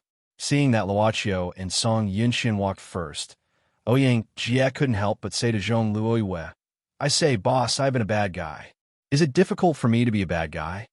"That's good," Zhong Luoyue said indifferently. "We can't prevent everything from happening. It's better to figure out the other party's intention and take the opportunity to figure out his identity to the Song family. This person reminds me of my second brother." Young Master Zhong Luochen? Ouyang Jie was stunned. Chapter 868. Ouyang Jie had been by Zhong Luoyue's side for quite some time. A few years ago, he had finished his apprenticeship under Tu Shini. He had left the mountain at a young age, and his skills had come from his courage. Naturally, he had made a name for himself in the underworld, and his reputation had grown day by day. However, when he first saw Zhong Luoyue, he knew that he would fall in love with her in the future. If this encounter was compared to a gambling game, Ouyang Jie knew that Zhong Luoyue had a sure win card in her hand from the very beginning. However, just like a gambling game, when the last card had not been revealed, no one knew what the final result would be. Therefore, he followed the principles of a gambler, placing bets along the way, following along, carefully and boldly, revealing the card in her hand step by step. Zhong Luoyue was naturally interested in capable people, and at the same time, she was also a feminist advocate. She would not belittle men, but she recognized outstanding women more, so there were very few men who could stay by her side to work for her. He knew that her standards for men were very high, so high that she almost used the second young master of the Zhong family as a standard. In fact, Ouyang Jie knew that he was not as good as Zhong Luochen. Other than gambling skills, Ouyang Jie was not confident that he could surpass the second young master of the Zhong family in any other aspect. He was an almost perfect man. Even though Ouyang Jie only had the opportunity to meet Zhong Luochen during the Zhong family's annual family meeting last year, during the new year. At that time, Ouyang Jie had just won the competition for the Four Seasons group in Las Vegas, and he was in high spirits and at the peak of his popularity. However, it was also when his personal aura and confidence were at its peak that Ouyang Jie's pride was gradually crushed by Zhong Luochen, who he had met for the first time. Although he did not degenerate to the point of being depressed from that time onwards, he began to agree with the saying, "Some people were born to be kings." Zhong Luochen was one of the few men that Zhong Luoyue would often talk about. At the same time, he was also someone that she, intentionally or unintentionally, wanted to surpass. In this regard, Ouyang Jie was convinced. However, it was precisely because of this that Ouyang Jie was very puzzled by Zhong Liue's comparison of a stranger whom she had just met for the first time and had barely spoken more than 5 sentences to. Looking at Luochio, who was walking leisurely with Ganhong like a tourist, Ouyang Jie doesn't find it unbelievable. If it were any other man who caught Zhong Luo's interest, he would beat them up even if he didn't beat them up to prove that he was outstanding, so outstanding that he could stay by her side forever. But what made Ouyang Jie feel like he had seen a ghost was that he didn't have such thoughts at all. Towards this person, he couldn't produce the slightest competitive feeling. He couldn't say that he liked him, but he didn't subconsciously dislike him. Even if he did, he knew that it was only because he forced it out. In fact, Ouyang Jie even hoped to speak a few more words with him. The man that Song Ying brought is a bit strange. How does he know about this place? Thinking about it, Ouyang Jie suddenly stopped. Hearing Ouyang Jie's surprise, Zhong Luo looked at Ouyang Jie strangely. Ouyang Jie suddenly frowned and said, "There are a lot of grape trees planted here. When my master planted them, he planted them according to the position of the 64 hangings in Zhou Yi. The complexity is like a maze. Even the old people in the manor often get lost in the core position here. Even for me, it took me an entire month to memorize the way here. Is this really his first time here?" Zhong Luo listened and suddenly looked around. She suddenly found that she couldn't remember the way here. It seemed that everywhere looked the same, making it difficult to distinguish. "You mean to say, he also knows that your master is here?" Zhong Luo said with a straight face. Ouyang Jie nodded. Then he suddenly shook his head and said, "Actually, my master doesn't come out that many times a day. Most of the time, he would rather stay inside the house. However, he insists on going to the fields almost every day. However, he doesn't spend too much time in the fields, usually around 1 or 2 hours. Sometimes, however, if it's cloudy, he will stay for a while. He said that he is afraid of the heat and that his body can't take it." Today was a cloudy day. Zhong Luo raised her head to look at the sky. Ouyang Jie then continued, "This is not a secret. The old people in the manor know about this. If you ask carefully, you will know, but today's guests should be here for the first time. Don't talk about it first. Otherwise, we will lose them." After saying that, Ouyang Jie gestured to Zhong Luo, and the two of them quickly followed. Different from the general scientific management method, the vines here were in a neat straight line. The vines here were unusually tall and densely grown, like a short wall. Moreover, they were in a curved shape like a maze. Gan Hong had gradually discovered that there was something wrong with this place. She was about to persuade this Master Chiu to go back when Luo Chiu suddenly stopped. In front of them, there was a wide open space in front of them. Around them was an open space that looked like a circle. It was not big, about 100 square meters or so. There was no pavilion here, but there was a grape trellis. Under the grape trellis, there were some cushions for people to sit on. There was a well next to it. There was no water pump equipment. It used the most primitive method of drawing water from a wooden bucket. A small wooden bucket was erected at the entrance of the well. So if there is such a place, Gan Hong felt a little surprised. Although the grape trellis in the field was not exquisite and beautiful, but along the way, other than the heavy grapes, there were trees. At a glance, it was naturally a different feeling. Luo Chiu just smiled and walked into the grape trellis. At this time, in front of them, there were already people under the grape trellis. One of them was a man wearing a white half-mask. His hair was gray and he wore a shirt vest. His body was thin, but he gave off a tall and straight feeling. Gan Hong, who had seen Song Ying's information, recognized him at first glance. This person was probably the legendary gambling legend, the god of gamblers Tu Shini. As for the other person, she was a woman. She looked like she was in her 30s, but she also looked like she was in her 40s. She was not an Asian, but it was hard to tell what nationality she was. This woman had long blonde hair. Perhaps it was because of the sunlight, but it also appeared white. She wore a purple dress. She did not seem to be afraid of the heat. Her appearance was noble. The two of them sat opposite each other. They were concentrating on the chess game on the table. The two of them were playing chess. Luo Chiu quietly walked to the grape trellis. Then, he took off his shoes and went to the wooden floor under the grape trellis. He came to the side of Tu Shini and the woman playing chess. He watched the game without saying anything. The two of them who were playing chess did not seem to care. Tu Shini just looked at the black and white chessboard. The luxurious woman was holding a flag. She did not play for a long time. She seemed to be deep in thought. She was holding a chariot. Seeing this, Ganhong also quickly took off her shoes in front of the grape trellis. Then, she quietly came to Luocchio's side. However, she did not understand why the two of them who were playing chess did not take off their shoes.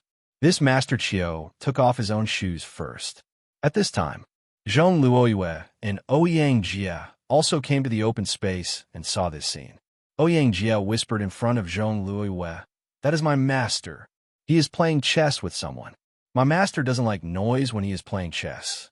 So, it's better not to speak later. Wait for them to finish playing." Zhong Luoyue nodded. "Who is the woman next to him?" Ouyang Jia said, "She is my master's close friend, Lady Eve. She is British, a very mysterious woman. I heard that she inherited a large amount of inheritance. Every year, she comes here twice.